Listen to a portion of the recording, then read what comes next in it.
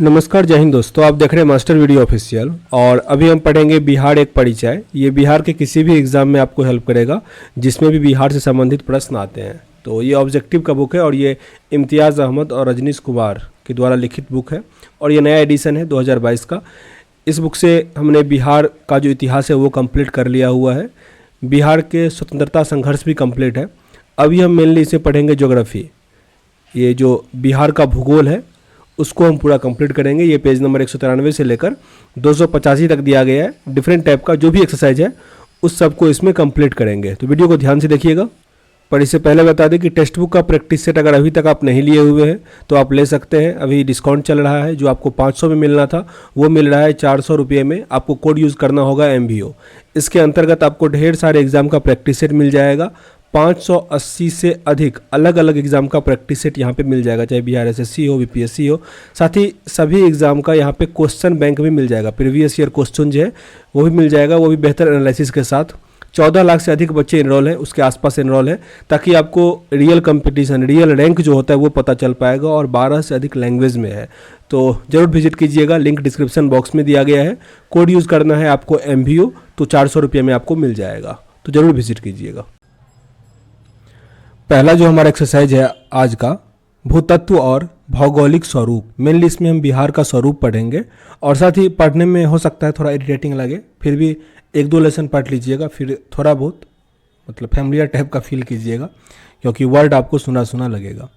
बिहार के भौगोलिक स्वरूप के संबंध में इनमें से कौन सा कथन सत्य है?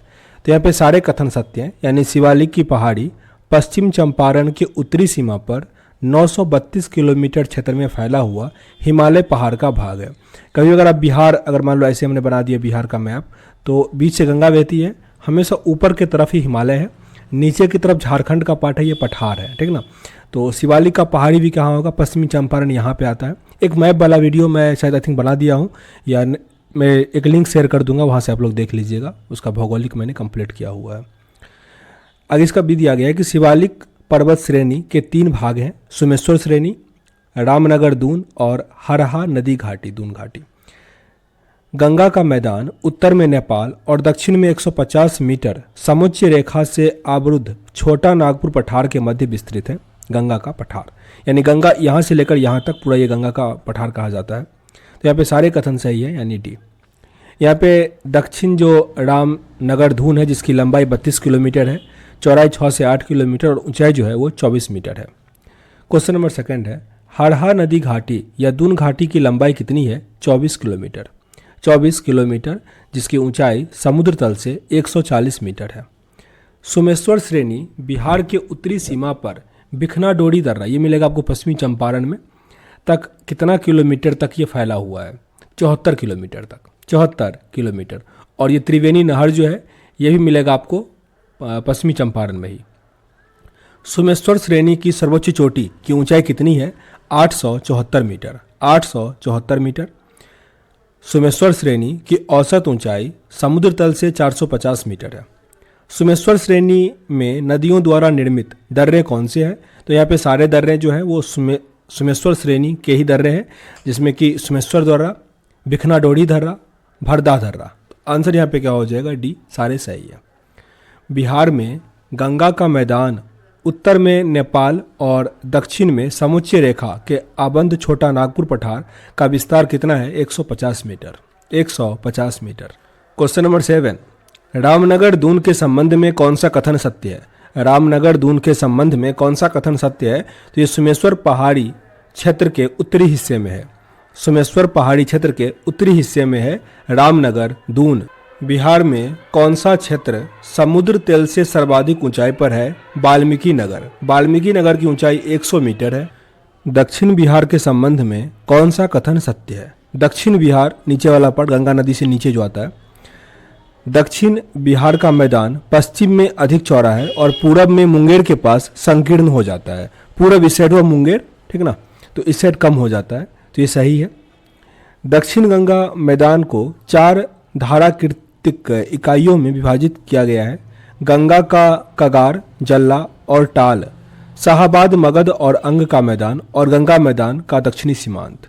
ये 4 इकाई है, सारे सही हैं। खड़गपुर की पहाड़ियाँ मुंगेर सुल्तानगंज और साहेबगंज में गंगा तट पर उभरी हुई है, जिससे गंगा उत्तर की ओर मुड़कर तीव्र विसर्प बनाती है सांप की तरह, जिसकी सामान्य ऊंचाई 150 से लेकर 300 मीटर है। सारे कथन यहाँ पे सही थे। उत्तर बिहार का मैदान से संबंधित कौन सा कथन यहाँ पे सही है? इस टाइप के जो प्रश्न आते हैं एग्जाम में भी संभवतः सारे सही होते हैं, ठीक ना। ऑप्शन ए यहाँ पे उत्तर बिहार के मैदान को 3 भागों में बांटा गया है, भावर, उपतराई चौर और मन। भावर दलदली भाग है जो सुमेश्वर पहाड़ की तराई में 8 से लेकर 10 किलोमीटर चौड़ा कंकर बालू का निक्षेप है। यह पहाड़ की तराई से जलोढ़ पंखों के निक्षेप द्वारा निर्मित होता है। उत्तर बिहार के मैदान के पश्चिम भाग में भूमि की ढाल दक्षिण पूर्वी की ओर प्रति किलोमीटर 14 मीटर है। तो यहाँ पे सारे कथन सही थे उत्तर बिहार के बारे में। दक्षिण बिहार मैदान में जल्लाटाल क्षेत्र स्थित है। दक्षिण बिहार में जो जल्लाटाल है वो पटना के लखीसराय के मध्य है, पटना के लखीसराय के मध्य। क्वेश्चन नंबर 12 है कैमूर सीरीज शैल समूह का कल्प है विंध्यक्रम। नालंदा जिला में स्थित राजगीर गिरियक पहाड़ियों की विशेषता क्या है? तो यहाँ पे सारे इसके विशेषताएं, जैसे कि राजगीर की पहाड़ी क्वार्टजाइट स्लेट चट्टानों से बनी है।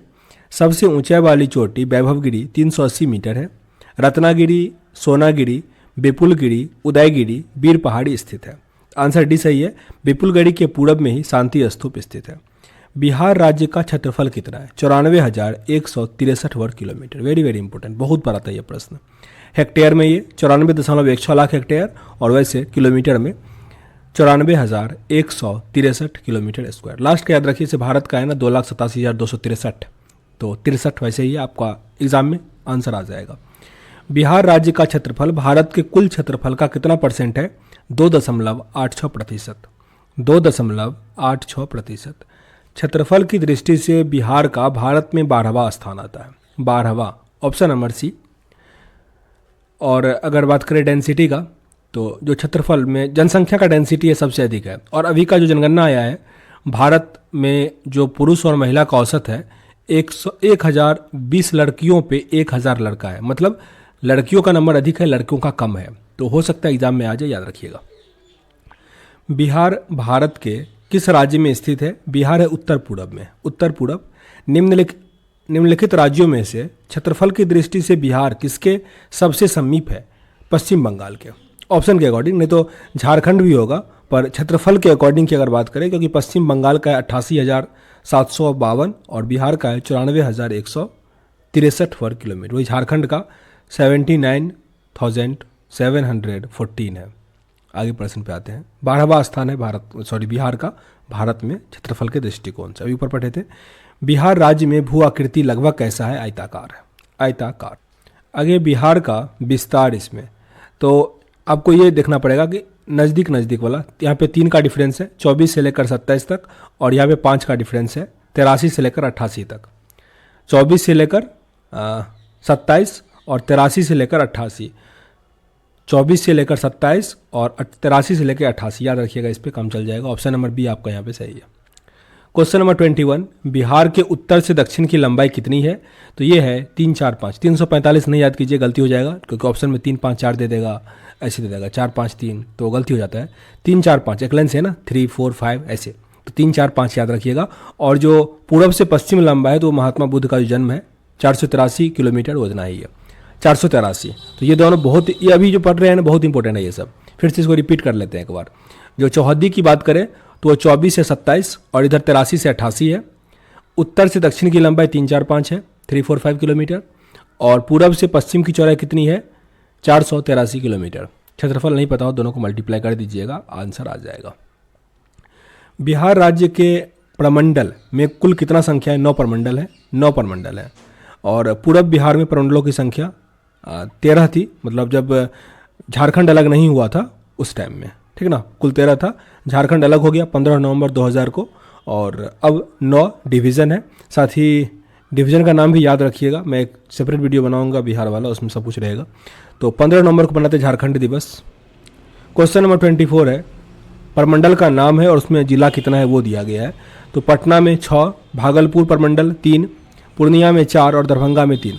आप किस प्रमंडल में और उसमें जिलों की संख्या कितनी है बताइएगा कमेंट बॉक्स में, पता होना चाहिए। भागलपुर प्रमंडल में 2 जिला है, भागलपुर और बांका।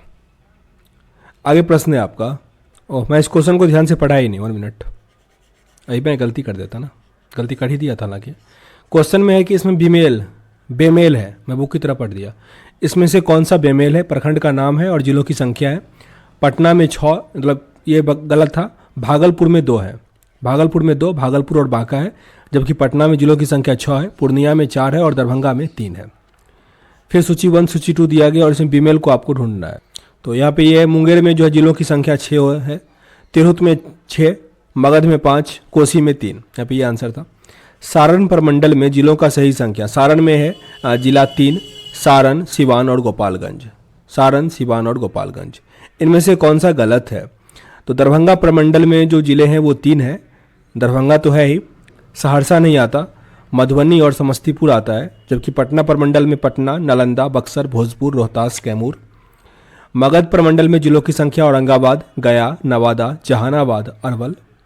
मुंगेर प्रमंडल में मुंगेर, लखीसराय, शेखपुरा, जमुई, खगड़िया, बेगूसराय। देखिए ये सब याद वैसे होगा, आप एक मैप ले लो, ठीक ना, मैप रहेगा उसमें आप सब डिस्ट्रिक्ट रहता ही है, प्रमंडल वाइज उसको क्या करो, रेड मार्क से मार्क कर दो, ठीक ना, और तब मैप देखोगे तो आपको लंबे समय तक क्या होगा वो याद रहेगा कि कौन सा किसमें क्या आता है। क्योंकि दरोगा वाले में तो कम, बीपीएससी में 1 या 2 नंबर आपको यहाँ से चाहे मतलब इंटरव्यू में आ जाए, मेंस में लिखना पड़ जाए या पीटी में आ जाए, ये आपको हेल्प करेगा ही करेगा। क्वेश्चन नंबर 28, बिहार में प्रमंडल के संबंध में निम्नलिखित में से कौन सा कथन यहाँ पे गलत है? तो यहाँ पे लास्ट वाला गलत है, सही सब पढ़ लेते हैं क्या सब है। कोसी प्रमंडल में 3 जिले हैं, सहरसा, सुपौल, मधेपुरा। तिरहुत प्रमंडल में पूर्वी चंपारण, पश्चिमी चंपारण, मुजफ्फरपुर, सीतामढ़ी, शिवहर, वैशाली। पूर्णिया प्रमंडल में अररिया, किशनगंज, कटिहार और पूर्णिया। बिहार राज्य में वर्तमान में कुल कितने जिले हैं? तो वर्तमान में 38 जिला है, 38। क्षेत्रफल की दृष्टि से बिहार का सबसे बड़ा जिला पश्चिमी चंपारण है, पश्चिमी चंपारण। क्षेत्रफल की दृष्टि से बिहार के सर्वाधिक बड़े जिलों का समूह अवरोही क्रम में अरेंज करना है। तो पहले नंबर पे तो पश्चिम चंपारण ही होगा, पश्चिमी चंपारण, तो ऑलरेडी सब छटा गया। फिर गया, पूर्वी चंपारण और रोहतास, यानी ऑप्शन नंबर डी। फिर से रिपीट कर लेते हैं, पश्चिमी चंपारण, गया, पूर्वी चंपारण, रोहतास। क्षेत्रफल की दृष्टि से बिहार का सबसे छोटा है शिवहर। बिहार के कितने जिलों को अलग कर झारखंड राज्य का निर्माण किया गया? तो 18 जिला अलग हो गया था। बिहार विभाजन के पश्चात झारखंड में 18 जिला चला गया। 15 नवंबर 2000 को बिहार विभाजन के उपरांत बिहार में जिलों की संख्या 37 थी, 37, और उससे पहले जोड़ दो दोनों को तो 55 हो जाएगा, और वर्तमान में 38 से 1 जिला बढ़ा। बिहार का सबसे नवसृजित जिला जो अरवल है, किस जिला के विभाजन के बाद बना? तो वो जहानाबाद से बना है, अरवल। बिहार का जिला जिसकी सीमा उत्तर प्रदेश और झारखंड दोनों को स्पर्श करती है वो नाम है रोहतास उत्तर प्रदेश और झारखंड दोनों को टच करता है, नीचे में है। बिहार का वह जिला जिसकी सीमा नेपाल और उत्तर प्रदेश दोनों को टच करेगा, पश्चिमी चंपारण, सबसे बड़ा जिला पश्चिमी चंपारण।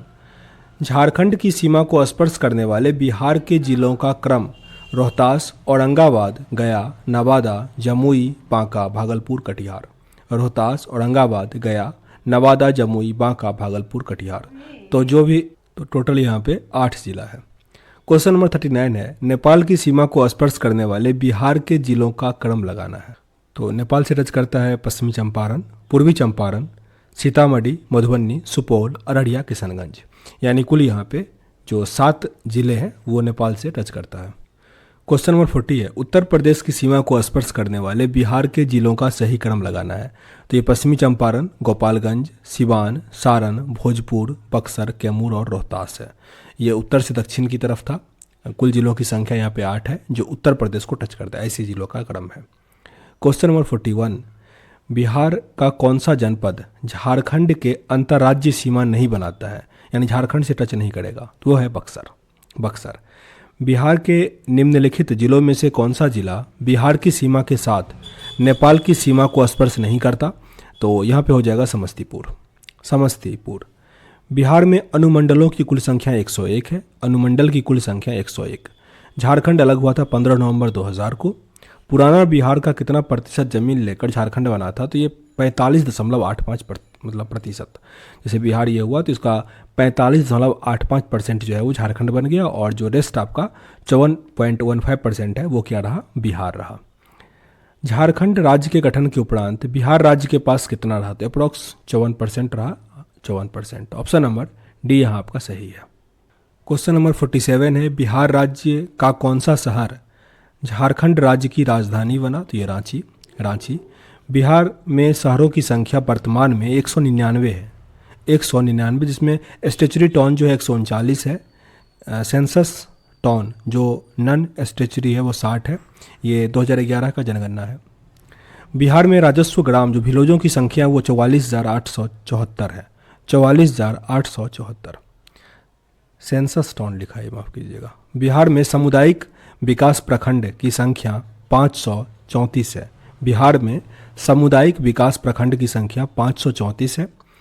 बिहार में पंचायत राज्य की संख्या, पंचायत राज्य का चुनाव भी हो रहा है, तो 8398 है, 8398।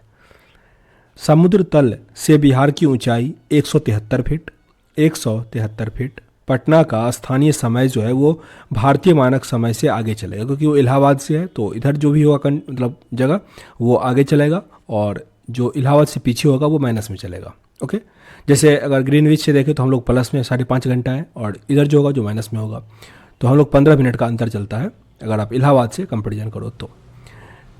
निम्नलिखित देशांतर रेखाओं में कौन सा बिहार से होकर गुजरता है, तो बिहार से 86 डिग्री गुजरता है, 86 डिग्री, यानी ऑप्शन नंबर बी यहाँ आपका सही होगा।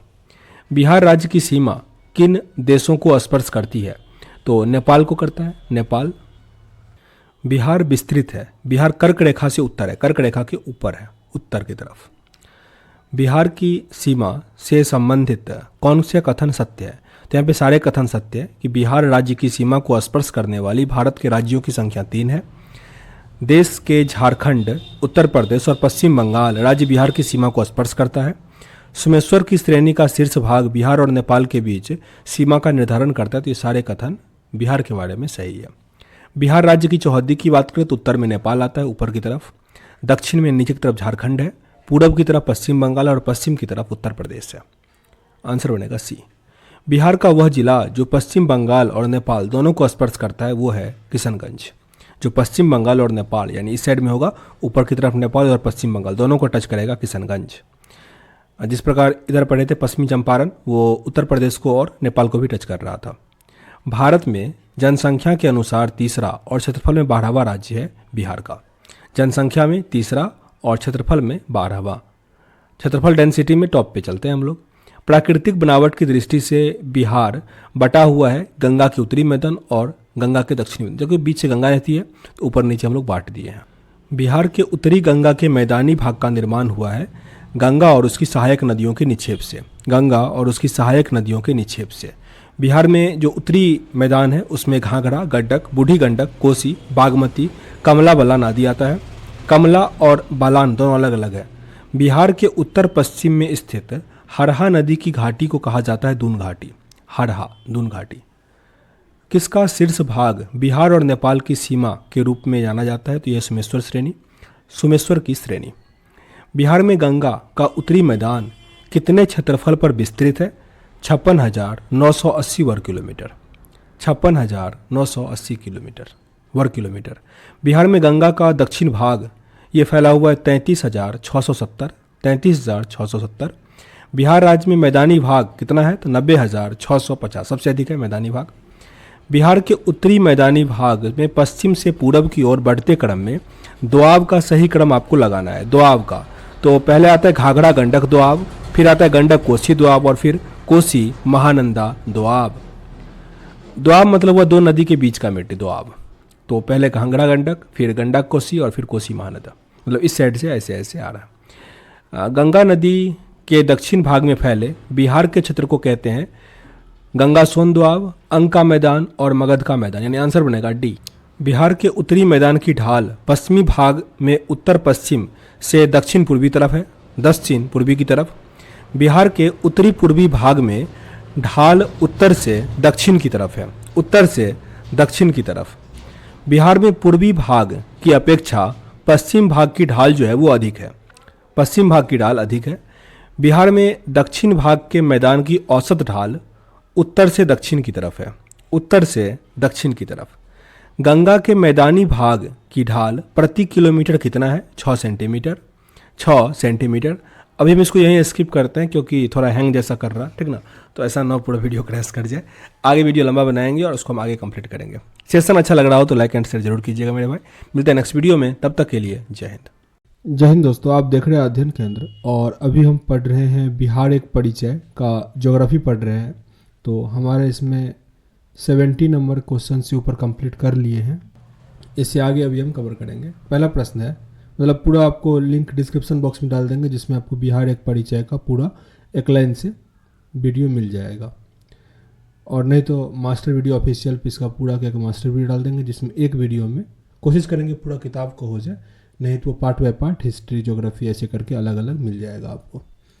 बिहार के उत्तरी मैदान की ढाल पश्चिमी भाग में उत्तर पश्चिम में है, तो ये दक्षिण पूर्व। रिपीट करते हैं, बिहार के उत्तरी मैदान की ढाल जो है पश्चिम भाग में, मतलब पश्चिम भाग में इस साइड में, वो कैसा है? उत्तर पश्चिम से दक्षिण पूर्व की तरफ है। तो ऑप्शन नंबर ए यहाँ सही था। बिहार के उत्तरी पूर्वी भाग में ढाल उत्तर से किस तरफ है? दक्षिण की तरफ है। थोड़ा मैप एक बार फिर से देख लीजिए। जैसे मान लो हम ये बिहार का मैप बना दिया, यहाँ पे आपको गंगा नदी बहा दो। ऊपर में क्या है? नॉर्थ है, नीचे मतलब ऊपर में उत्तर है, नीचे में दक्षिण है, इस साइड पूरब है और इस साइड क्या है? पश्चिम है। अब देखिए उत्तर पूरब भाग में ढाल, यानी उत्तर और पूरब इस भाग में जो ढाल है वो उत्तर से दक्षिण की तरफ है। यहाँ पे आपको पूरा क्या है? गंगा नदी की तरफ ढाल दिखेगा, ठीक ना। और इस साइड क्या है? ऐसा ढाल है। तो अब क्लियर हो गया होगा। ऊपर वाले प्रश्न में देखिए, उत्तरी मैदान में जो उत्तर वाला मैदान है इसमें ढाल जो है उत्तर पश्चिम से, यानी पश्चिम हुआ उत्तर हुआ, उत्तर पश्चिम से ढाल किस तरफ होगा? दक्षिण पूरब की तरफ, दक्षिण और पूरब की तरफ इस साइड, क्योंकि कैमूर की पहाड़ी है। इससे पिछले वीडियो में मैंने दिखाया हुआ था, अच्छे से बताया हुआ था। आगे प्रश्न पे आइए। बिहार के पूर्वी भाग की अपेक्षा पश्चिमी भाग की ढाल क्या है? अधिक है। पूर्वी भाग से अधिक क्या है? पश्चिमी भाग में, क्योंकि पश्चिम भाग में क्या है? पहाड़ियाँ अधिक है, ठीक ना। बिहार में दक्षिण गंगा का मैदान का औसत ढाल क्या है? दक्षिण से उत्तर की तरफ, दक्षिण गंगा में, ठीक ना। दक्षिण गंगा नीचे की तरफ वाला पार्ट हुआ, तो इसमें क्या होगा? ढाल जो होगा दक्षिण से उत्तर की तरफ होगा। ऊपरी वाले में क्या है? ढाल जो है वो उत्तर से दक्षिण की तरफ है। कंफ्यूज नहीं कीजिएगा इसमें। क्वेश्चन नंबर 74, गंगा के मैदानी भाग की ढाल प्रति किलोमीटर जो है वो 6 किलोमीटर है। गंगा के मैदानी भाग में ढाल प्रति किलोमीटर 6 सेंटीमीटर है। 6 सेंटीमीटर, मतलब इस टाइप से ढाल अगर ऐसा करें तो प्रत्येक जो मतलब किलोमीटर पे 6 सेंटीमीटर कम हो रहा है, ऐसा है। उत्तरी गंगा के मैदान में शिवालिक पहाड़ी श्रेणी में सम्मिलित है रामनगर दून की पहाड़ी श्रृंखला और सोमेश्वर की पहाड़ी श्रृंखला। तो यहाँ पे दोनों सही है, आंसर है सी। बिहार के उत्तरी भाग में 32 किलोमीटर लंबी रामनगर दून की पहाड़ी, और इसकी चौड़ाई कितनी है? इसकी चौड़ाई है 6 से लेकर 8 किलोमीटर।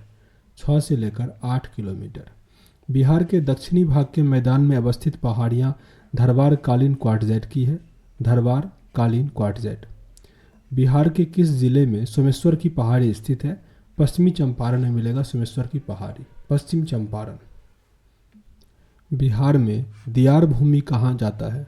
गंगा के पूरब ऊंची ढाल क्षेत्र की तरफ। बिहार में दियार भूमि कहाँ जाता है? तो गंगा से पूरब ऊंचा ढाल क्षेत्र में। बिहार के उत्तर पश्चिम में स्थित पहाड़ियाँ, जिसे शिवालिक श्रृंखला भी कहा जाता है, यह एक नवीन मोड़दार पर्वत है। नवीन मोड़दार पर्वत, यानी ऑप्शन नंबर सी। बिहार के दक्षिण पश्चिम क्षेत्र की पहाड़ियाँ किस समूह की है? यह है विंध्यन की, Vindhyan, option number A. Bihar के उत्तरी मैदानी भाग में एक विशेष आकृति की भूमि पाई जाती है जिसमें जल भरा रहता है, उसे हम कहते हैं जाौर, चाउर। ऑप्शन नंबर डी आपका सही है। गंगा के उत्तरी मैदान भाग में कांप, मिट्टी और बालू से निर्मित भाग को कहा जाता है दियारा। दियारा। गंगा के उत्तरी मैदान भाग में कांप, मिट्टी और वायु से निर्मित भाग को दियारा कहा जाता है।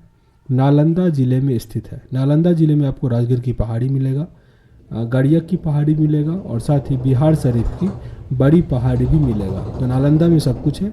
आंसर यहाँ पे डी है, उपरोक्त सभी सही है। बिहार के उत्तरी पश्चिमी भाग में स्थित पहाड़ी, जिसे शिवालिक श्रेणी की पहाड़ी कहा जाता है, का निर्माण किस काल में हुआ है? ये हुआ है प्लीस्टोसीन काल में। प्लीस्टोसीन काल में। Option number C. निम्न में से बिहार का कौन सा सर्वोच्च स्थान है? सोमेश्वर की पहाड़ी। पश्चिमी चंपारण वाला सोमेश्वर की पहाड़ी सबसे ऊंचा स्थान है। बिहार का सर्वोच्च श्रृंग है। बिहार का सर्वोच्च श्रृंग है सोमेश्वर श्रेणी। सोमेश्वर श्रेणी। बिहार के सर्वोच्च श्रृंग की ऊंचाई कितनी है? 874 मीटर। 874 मीटर। बिहार की सोमेश्वर श्रेणी कहाँ पे है? तो उपरोक्त में से सभी से नई है, मतलब इस सबसे नया है। सोमेश्वर की श्रेणी सबसे नया है। विश्व के उत्तरी मैदान खंड में कौन सी नदी दो भागों में बंटती है? उत्तरी मैदान खंड में बागमती जो है दो भागों में बंटती है। बागमती। बिहार राज्य के पश्चिमोत्तर कोने पर हिमालय की एक चोटी, इसे किस नाम से जाना जाता है? इसे हम कहते हैं सोमेश्वर की पहाड़ी। सोमेश्वर की पहाड़ी। इनमें से कौन सा कथन गलत दिया गया है? तो ये कथन गलत है, सही पढ़ लेते हैं। बांका जिला के दक्षिण भाग में अवशिष्ट पहाड़ियाँ हैं। बांका जिला के दक्षिणी भाग में अवशिष्ट पहाड़ियाँ हैं। रोहतास की पहाड़ी में चूना पत्थर के साथ बालू पत्थर भी पाए जाते हैं। राजगीर की पहाड़ी में प्रेकैम्बियन चट्टानें पाई जाती है। तो यहाँ पे एक और सी डी सही था। इनमें से कौन सा कथन सही है? एक कथन सही है, कर्मनासा नदी बक्सर जिला के पश्चिमी सीमा पर अवस्थित है। कर्मनासा नदी बक्सर जिला के पश्चिमी सीमा पर अवस्थित है। बिहार राज्य की औसत ऊंचाई समुद्र तल से 53 मीटर है। 52.73 मीटर। ये सांख्यिकी और मूल्यांकन निदेशालय बिहार सरकार का जो स्रोत है उससे प्राप्त है। सोमेश्वर श्रेणी नेपाल के साथ कितनी किलोमीटर लंबी अंतर्राष्ट्रीय सीमा का निर्माण करती है? करीब 75 किलोमीटर, 75 किलोमीटर। भूगार्विक काल में गंगा का मैदान एक सागर था जिसका नाम है टेथिस सागर। टेथिस सागर।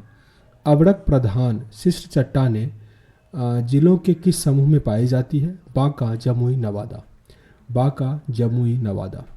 पश्चिमी चंपारण जिला के शिवालिक पहाड़ी में इनमें से किस चट्टान की प्रधानता है? तो परतदार चट्टान की प्रधानता है। Option number B. इनमें से गलत जोड़े को पहचान करना है। तो यहाँ पे भागलपुर मंदार पर्वत ये गलत है, जबकि सही क्या सब है? एक तरफ जिला और पहाड़ी है। नालंदा में आपको गिद्धकूट पहाड़ी मिलेगा। मुंगेर में खड़गपुर की पहाड़ी और पश्चिमी चंपारण में सोमेश्वर की पहाड़ी। रिपीट करते हैं, नालंदा में गिद्धकूट पर्वत, मुंगेर में खड़गपुर की पहाड़ी, पश्चिमी चंपारण में सोमेश्वर की पहाड़ी। आगे अब भूगोल में ही पर्यावरण, वन प्रदूषण और जलवायु परिवर्तन दिया गया है। बिहार की जलवायु कैसी है? तो ये आर्द्र उपोष्ण कटिबंधीय जलवायु है। आर्द्र उपोष्ण कटिबंधीय जलवायु। बिहार की आधा से अधिक उत्तरी भाग समशीतोष्ण कटिबंध पर स्थित है, इसलिए जलवायु जो है उपोष्ण और आर्द्र है। इसलिए जलवायु उपोष्ण और आर्द्र है। बिहार के उत्तरी मैदान के पूर्वोत्तर भाग की जलवायु आर्द्र है। बिहार के उत्तरी मैदान के पूर्वोत्तर भाग, इस साइड वाला पार्ट जो है, इस साइड वाला पार्ट, तो वो क्या है? आर्द्र है। ऑप्शन नंबर ए सही है।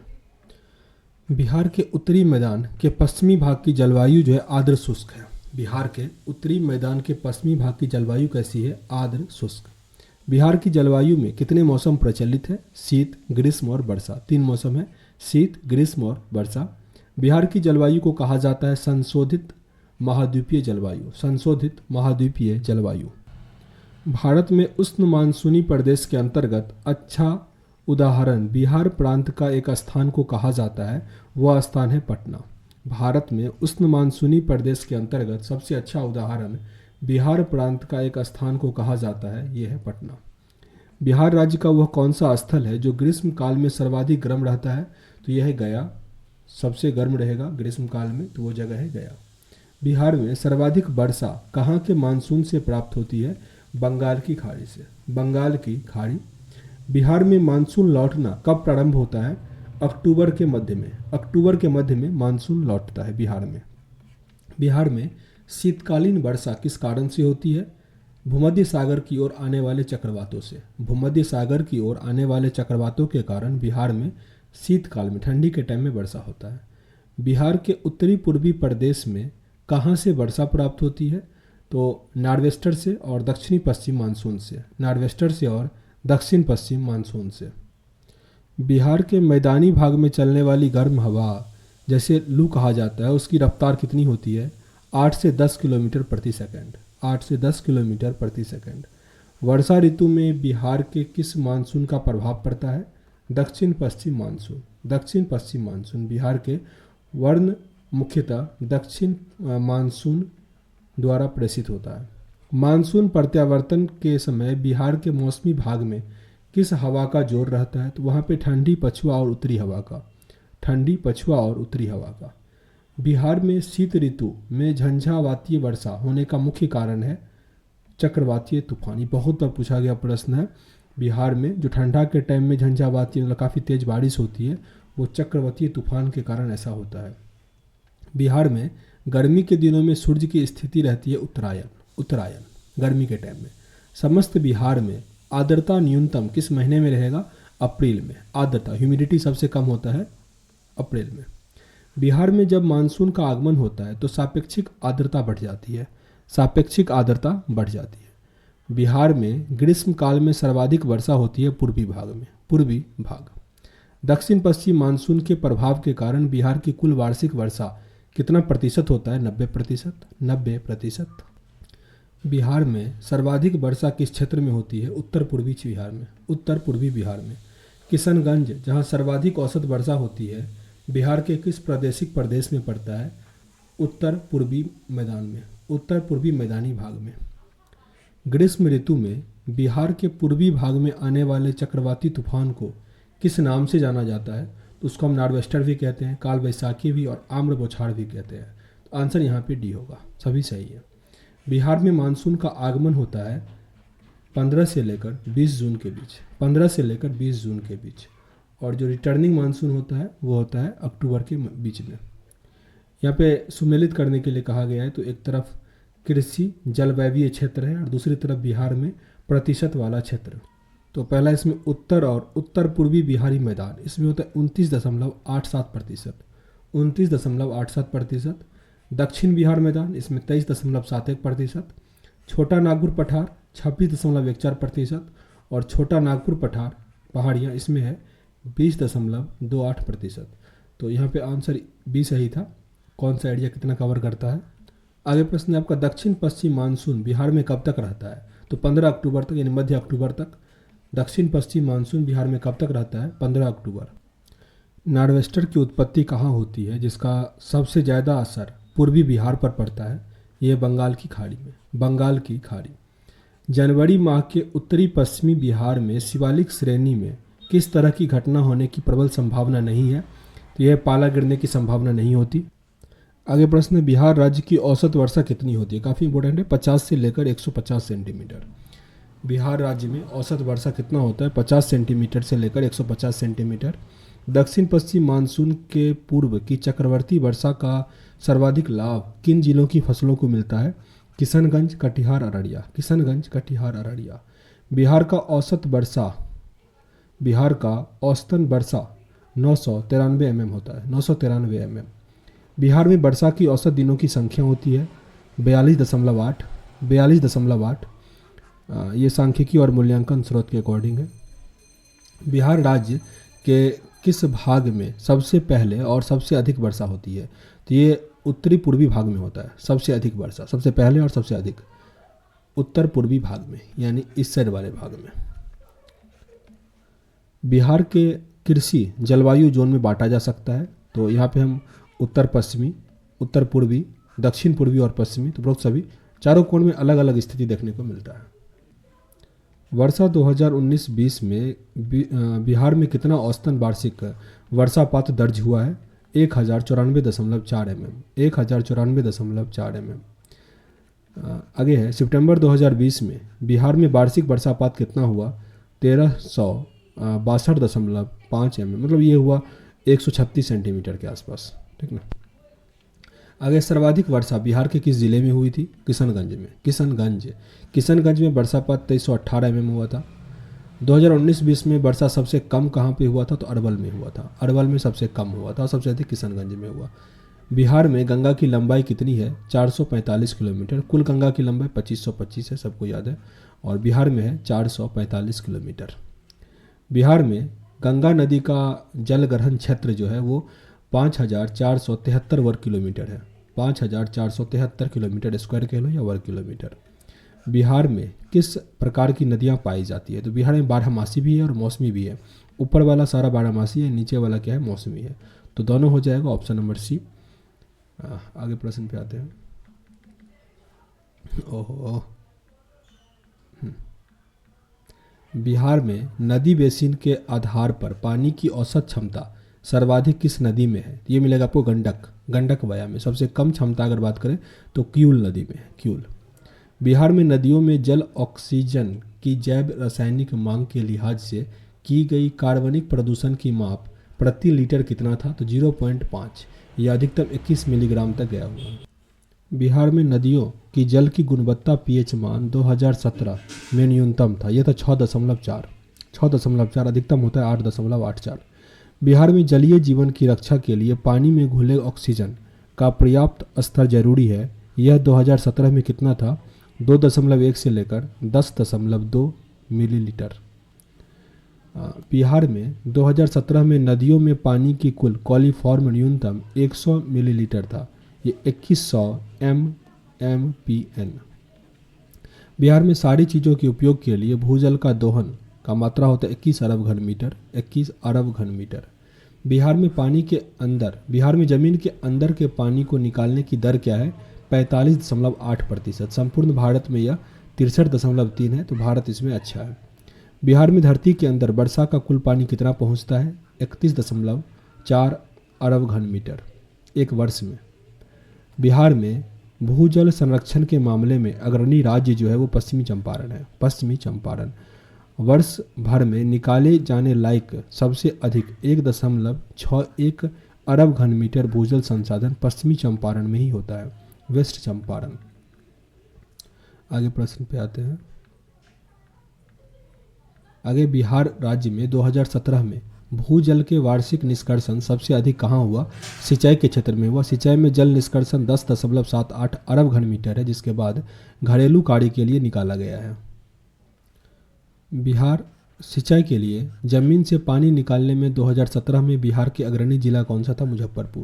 मुजफ्फरपुर। बिहार में वर्ष 2017 में सबसे अधिक भूजल का दोहन किस जिला में हुआ है? जहानाबाद। बिहार राज्य में वर्ष 2017 में कितने जिले में भूजल निकासी का औसत दोहन राज्य के औसत से अधिक है? 19। Option number D.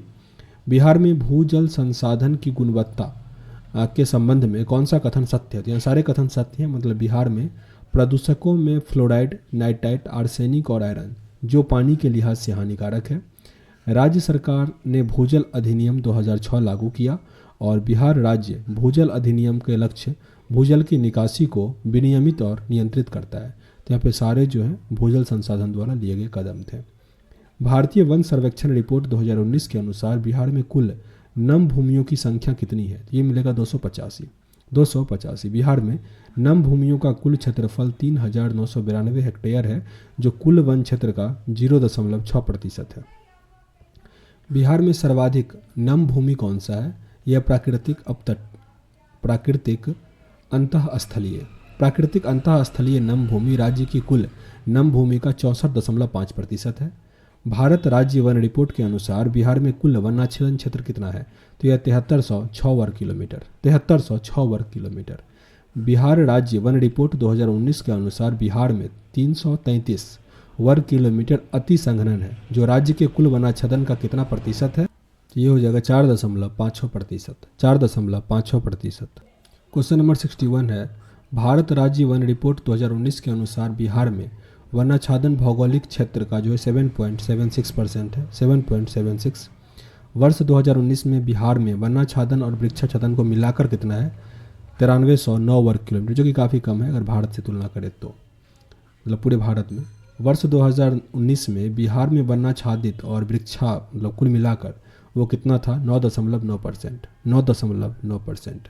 जिसमें वन था 7.8 और वृक्ष था 2.1। वन वो होता है जहाँ पे बहुत सारा फॉरेस्ट हुआ। वन होता है जब आप घर के किनारे 1-2 पेड़ लगाते हैं वो।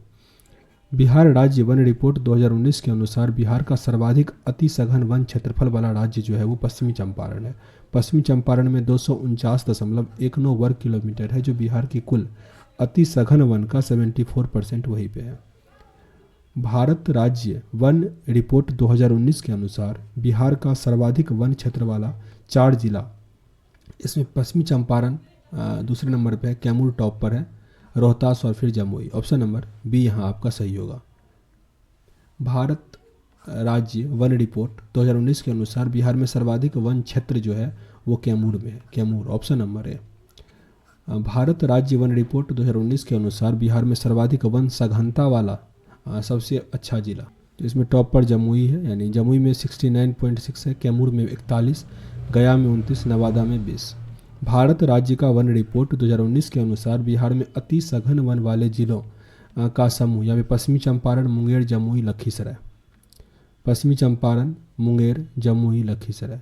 भारत राज्य वन रिपोर्ट 2019 के अनुसार वर्ष 2017 की तुलना में 2019 में बिहार में कितना परसेंट का वृद्धि हुआ? 0.77%। 0.77%। भारत राज्य वन रिपोर्ट 2019 के अनुसार बिहार के किस जिले में वनाच्छादन बिल्कुल भी नहीं है? तो ये आपको जहानाबाद में मिलेगा, 0.0%। बिहार आर्थिक सर्वेक्षण 2019-20 के अनुसार 2019 में बिहार का दर्ज वन क्षेत्र कितना है? 6877 वर्ग किलोमीटर। 6877 वर्ग किलोमीटर। आर्थिक सर्वेक्षण 19-20 के अनुसार 2019 में बिहार में कुल भौगोलिक क्षेत्रफल का कितना प्रतिशत दर्ज किया गया है? 7.3%। 7.3%। भारत राज्य का वन रिपोर्ट के अनुसार बिहार के रिकॉर्डेड वन क्षेत्र का अंदर कितना वन आच्छादित हुआ है? 4769। Option number A. भारत राज्य वन रिपोर्ट 2019 के अनुसार बिहार में किस जिला में सर्वाधिक मध्यम सघन वन है? तो ये पश्चिम चंपारण में, Paschim Champaran. Option number D. जबकि खुला वन वाला सबसे टॉप पर आता है कैमूर। भारत राज्य की वन रिपोर्ट 2019 के अनुसार बिहार में सर्वाधिक झाड़ियाँ कहाँ मिलेगी आपको? गोवा में। गोवा। बिहार गोवा नहीं, गया, माफ़ कीजिएगा, गया।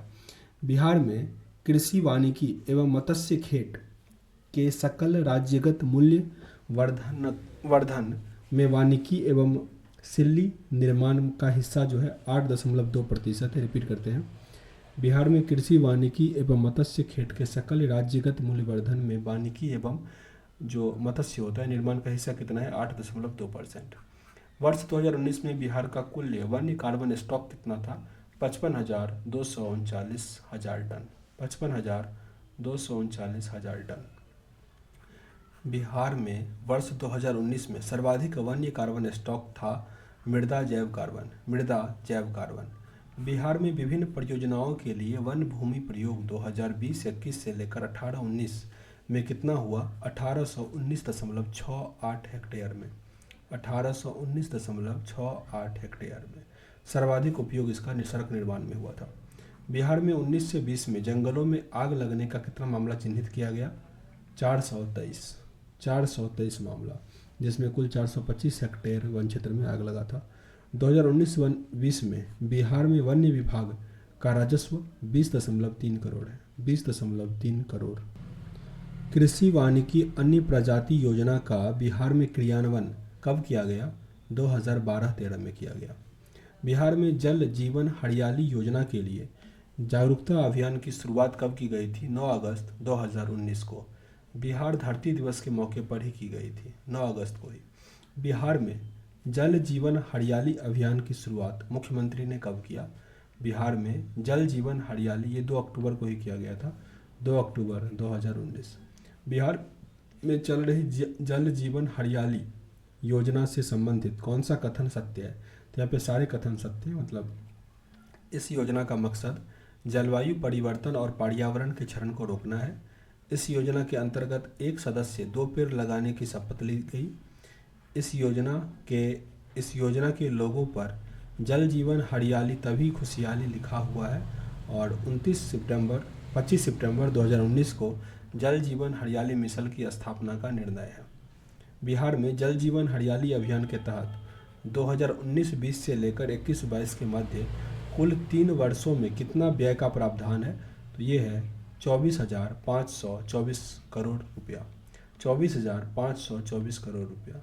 बिहार में वायु प्रदूषण से सर्वाधिक संबंधित कौन सा कथन यहाँ पे सत्य है? तो यहाँ पे ऑप्शन नंबर बी सही है, ऑप्शन नंबर डी सही है, सारे कथन सत्य है। पटना, मुजफ्फरपुर और वे वायु गुणवत्ता के आंकड़े अत्यंत खराब श्रेणी में आते हैं पटना, मुजफ्फरपुर में।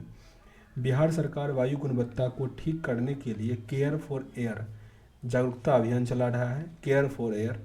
बिहार में खेतों में फसलों के ठुंड चलाने से हवा में कणीय पदार्थों का संकेंद्रण 1000 माइक्रोन प्रति घन मीटर तक पहुंच गया। तो सारे कथन यहाँ पे प्रदूषण के बारे में सही है। बिहार में बाघों की संख्या 2010 में 8 बढ़कर कितना हो गया? तो अभी हो गया ये 31, 2018 में 31, अभी 36 के आसपास है। बिहार में किस प्रकार के वन पाए जाते हैं? बिहार में आर्द्र पतझड़ और शुष्क पतझड़ दोनों प्रकार के वन पाए जाते हैं। बिहार राज्य के वनस्पति प्रदेश में कौन सा शामिल नहीं है? सदाबहार वन यहाँ पे नहीं मिलेगा, जबकि आर्द्र पर्णपाती, तराई वन, शुष्क पर्णपाती ये सब मिलेगा। बिहार के पूर्वी मध्यवर्ती भाग में दक्षिण पश्चिमी पहाड़ी भाग में किस तरह के वन पाए जाते हैं? शुष्क पतझड़ वन, शुष्क पतझड़ वन। बिहार में पर्णपाती वनों का वर्गीकृत किया जा सकता है आर्द्र पर्णपाती वन और शुष्क पर्णपाती वन दोनों में। तो ऑप्शन नंबर सी यहाँ सही था। बिहार के किस जिले में आर्द्र पर्णपाती तराई वन पाए जाते हैं? आर्द्र पर्णपाती तराई वन आपको सहरसा, पूर्णिया और अररिया में मिलेगा। भीम बांध अभ्यारण्य किस वन प्रदेश में, किस तरह के वन प्रदेश में आते हैं? शुष्क पतझड़ में। भीम बांध अभ्यारण्य जो है मुंगेर वाला। बिहार में आर्द्र पतझड़ वन कहाँ पाए जाते हैं? उत्तरी पश्चिमी भाग और दक्षिणी स्थित पहाड़ियों में। उत्तरी पश्चिमी भाग और दक्षिणी स्थित पहाड़ियों में। बिहार का वाल्मीकि टाइगर प्रोजेक्ट कितने क्षेत्रों में विस्तृत है? तो ये 893 वर्ग किलोमीटर में फैला हुआ है। भीम बांध वन्यजीव अभ्यारण्य बिहार के किस जिले में? भीम बांध मिलेगा आपको मुंगेर में, मुंगेर, जो कि 682 वर्ग किलोमीटर में फैला हुआ है। अगर यह सुमेलित करना है, वन्य जीव उद्यान दिया गया और एक तरफ जिला दिया गया है, कौन किसके में क्या होगा? तो संजय गांधी जैविक उद्यान ये मिलेगा पटना में, संजय गांधी जैविक उद्यान पटना। वाल्मीकि नगर अभ्यारण्य चंपारण, वाल्मीकि नगर अभ्यारण्य चंपारण। कैमूर, तो ये कैमूर में ही मिलेगा, हालांकि कैमूर दिया नहीं है। सो रोहतास। गौतम बुद्ध अभ्यारण्य बोधगया, गौतम बुद्ध अभ्यारण्य बोधगया। और राजगीर है नालंदा में। रिपीट करते हैं एक बार। संजय गांधी जैविक उद्यान पटना, वाल्मीकि नगर चंपारण, कैमूर अभ्यारण्य रोहतास, गौतम बुद्ध अभ्यारण्य बोधगया और राजगीर अभ्यारण्य नालंदा। उदयपुर अभ्यारण्य जो बांध और अन्य पशुओं के लिए विख्यात है, ये कहाँ स्थित है? पश्चिमी चंपारण में, पश्चिमी चंपारण। बिहार के किस क्षेत्र में कुशेश्वर पक्षी विहार है? कुशेश्वर पक्षी विहार मिलेगा दरभंगा में, दरभंगा। यहाँ पे साइबेरिया पक्षी भी आता है। बिहार में कहाँ विक्रमशिला गंगा डॉल्फिन अभ्यारण्य स्थित है? भागलपुर में है पहला डॉल्फिन अभ्यारण्य भारत का। पंत वन्यजीव अभ्यारण्य कहाँ स्थित है? पंत वन्यजीव अभ्यारण्य नालंदा में, नालंदा। नागी डैम पक्षी अभ्यारण्य जमुई। जल और प्रवासी पक्षियों के लिए प्रसिद्ध नकटी डैम पक्षी अभ्यारण्य मिलेगा जमुई में, जहाँ पे भी कलरा फेस्टिवल भी हुआ। आगे बिहार में सलीम अली जुबा सहनी बड़ेला पक्षी अभ्यारण्य कहाँ स्थित है? वैशाली। बिहार का क्षेत्रफल की दृष्टि से सबसे बड़ा वन्यजीव अभ्यारण्य जो है कैमूर वन्यजीव अभ्यारण्य। बिहार का एकमात्र राष्ट्रीय उद्यान जो है कैमूर वन्यजीव अभ्यारण्य ही है, माफ़ कीजिएगा, वाल्मीकि राष्ट्रीय उद्यान है। वाल्मीकि नगर टाइगर शरणार्थी उद्यान जो पश्चिमी चंपारण में है, वो एकमात्र टाइगर रिजर्व है, काफ़ी इंपॉर्टेंट है। यहाँ पे आपको पैंथेरा टिग्रिस मिलेगा, उसकी प्रजाति। बेगूसराय में स्थित कांवड़ झील पक्षी अभ्यारण्य, इसका क्षेत्रफल जो है 63.12 वर्ग किलोमीटर है। बिहार राज्य में कुल भौगोलिक क्षेत्र की तुलना में समस्त वन क्षेत्र का प्रतिशत जो है वो इनमें से कोई नहीं दिया गया है। निम्नलिखित में से किस जिले में बिहार का एकमात्र राष्ट्रीय उद्यान है? तो ये मिलेगा आपको पश्चिमी चंपारण में, वही वाला जो वाल्मीकि टाइगर रिजर्व है। भारत का प्रथम डॉल्फिन वैधशाला कहाँ बनाया जा रहा है? तो अभी पढ़े थे भागलपुर में बनाया जा रहा है, भागलपुर। ऑप्शन नंबर सी यहाँ सही होगा, भागलपुर। बिहार का प्रथम रामसर क्षेत्र है बेगूसराय। कांवड़ झील जो है वो पहला। भारत में टोटल अभी 46 रामसर सेट है। आगे हमारे आपदा प्रबंधन इसे आगे हम कंप्लीट करेंगे, यहाँ इसको एंड करते हैं, मिलते हैं नेक्स्ट वीडियो में, तब तक के लिए जय हिंद।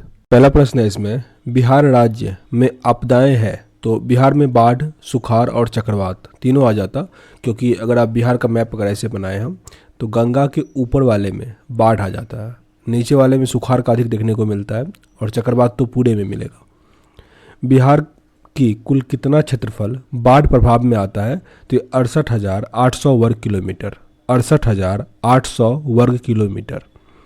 बिहार के कुल भूमि का कितना प्रतिशत बाढ़ग्रस्त है? 73%, 73% जो है वो बाढ़ग्रस्त है। काफ़ी इम्पोर्टेंट है ये, बाढ़ से प्रश्न आता ही है। तो 68,800 वर्ग किलोमीटर या 73%। बिहार में वार्षिक बाढ़, भारत में बाढ़ के नुकसान का लगभग कितना है? 10 से 20%, 10 से 20%। भारत में बाढ़ से प्रभावित कुल आबादी का लगभग कितना प्रतिशत बिहार राज्य के भीतर है? 22.1%, 22.1%। बिहार में कितने जिले बाढ़ से प्रभावित होता है? 28 जिला, 28 जिला। बिहार किस भूकंपीय जोन में स्थित है? बिहार है उच्च भूकंपीय जोन में, जो हिमालय का रेंज है उसी में है, तो उच्च भूकंपीय जोन में। बिहार के कुल क्षेत्रफल का कितना प्रतिशत भूकंपीय क्षेत्र 4 में आता है? यह 63%, 63%। और बिहार का कुल क्षेत्रफल का 15.2% जो है वो जोन 5 में आता है। मतलब ओवरऑल मिलाकर आप जोड़ दो तो करीब 80% तक जो है वो भूकंप क्षेत्र में आ जाता है। बिहार के कितने जिले भूकंपीय जोन 5 में आते हैं? तो यह है 8 जिला। 24 जिला भूकंपीय 4 में और 6 जिला भूकंपीय 3 में आता है।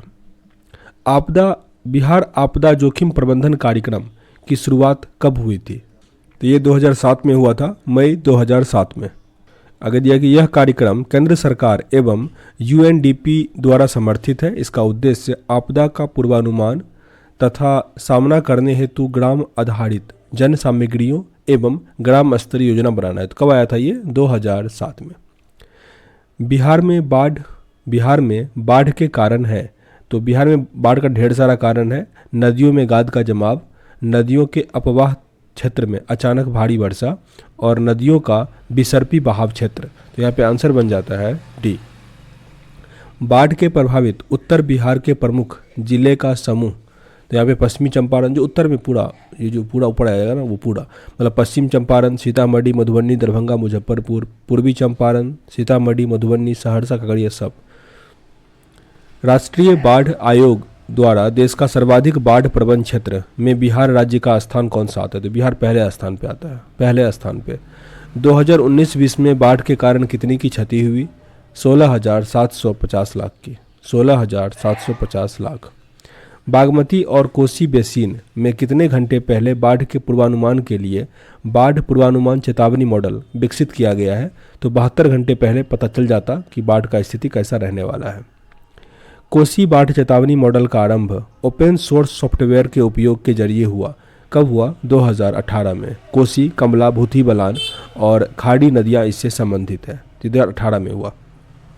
नेपाल में नारायण घाट और बिहार में वाल्मीकि नगर से जल प्रवाह की मात्रा का पूर्वानुमान बताता है कि गंडक नदी बेसिन के मॉडल पर, और इसका स्थापना कब हुआ था? 2018 में। अब यहाँ से शुरू है बिहार की मिट्टियाँ। मिट्टियाँ से भी प्रश्न आता ही है, काफ़ी इंपॉर्टेंट है ये। कैमूर बक्सर जिले में किस मिट्टी का अत्यधिक विस्तार है? भांगर मिट्टी का, भांगर। बिहार में अधिकांश क्षेत्र आच्छादित होता है।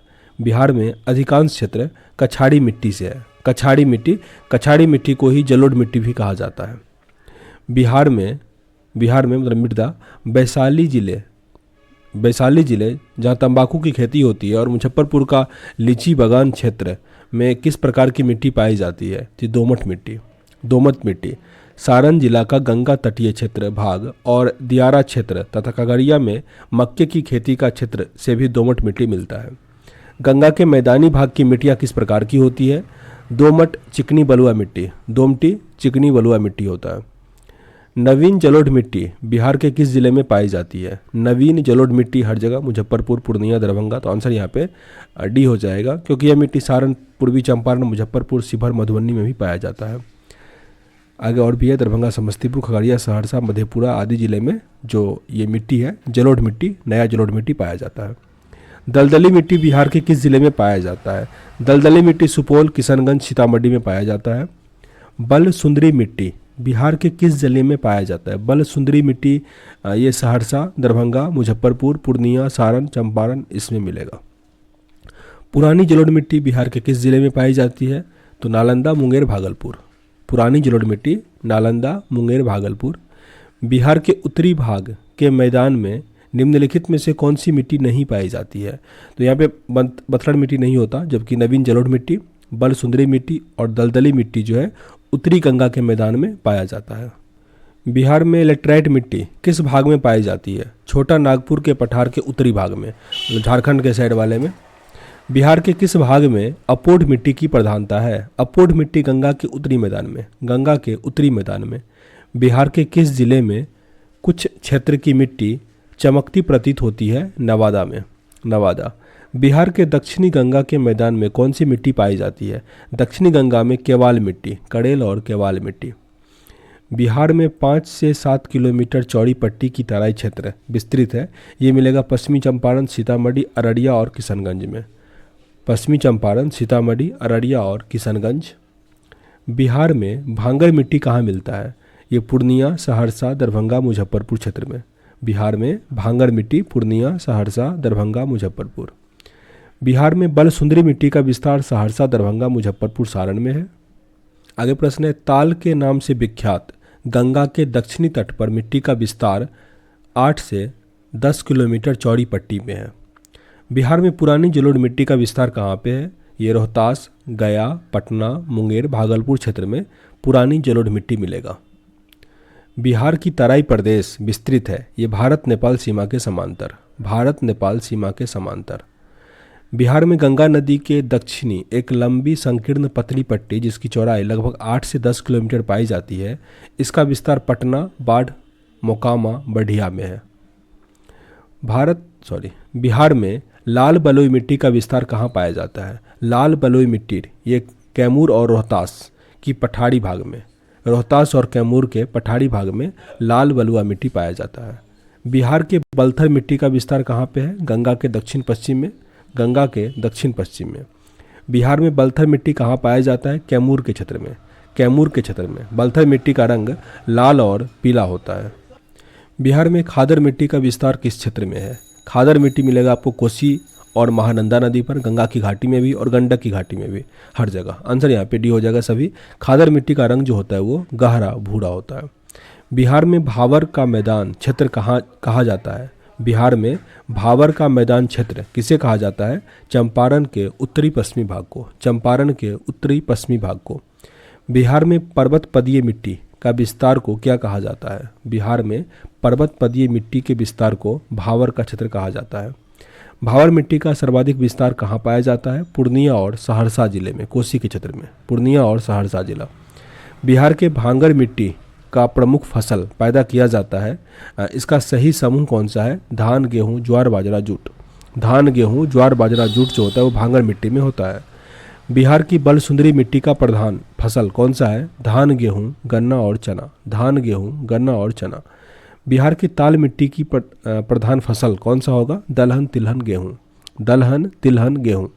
बिहार में तराई मिट्टी का प्रमुख फसल गन्ना, धान, पटसन। तराई मिट्टी में गन्ना, धान, पटसन होता है। बिहार में जलोढ़ मिट्टी का प्रमुख फसल है धान, गेहूँ, गन्ना, चना, अरहर, बाजरा। बिहार में खादर मिट्टी का प्रमुख फसल धान, गेहूँ, गन्ना, जूट। धान, गेहूँ, गन्ना, जूट। बलथर मिट्टी में क्या सब होता है? अरहर, ज्वार, बाजरा। अरहर, ज्वार, बाजरा। कौप मिट्टी की प्रधानता बिहार के किस जिले में होती है? भागलपुर। भागलपुर। बिहार के किस जिले में अवरक मूलक मिट्टी पाई जाती है? नवादा। नवादा। गंगा के दक्षिणी भाग के मैदान में पुरानी जलोढ़ मिट्टी को क्या कहा जाता है? केवाल मिट्टी। केवाल मिट्टी। गंगा के मैदान की पुरानी कछाड़ी मिट्टी को क्या कहा जाता? खादर। गंगा मैदान के पुरानी कछाड़ी मिट्टी को खादर कहा जाता।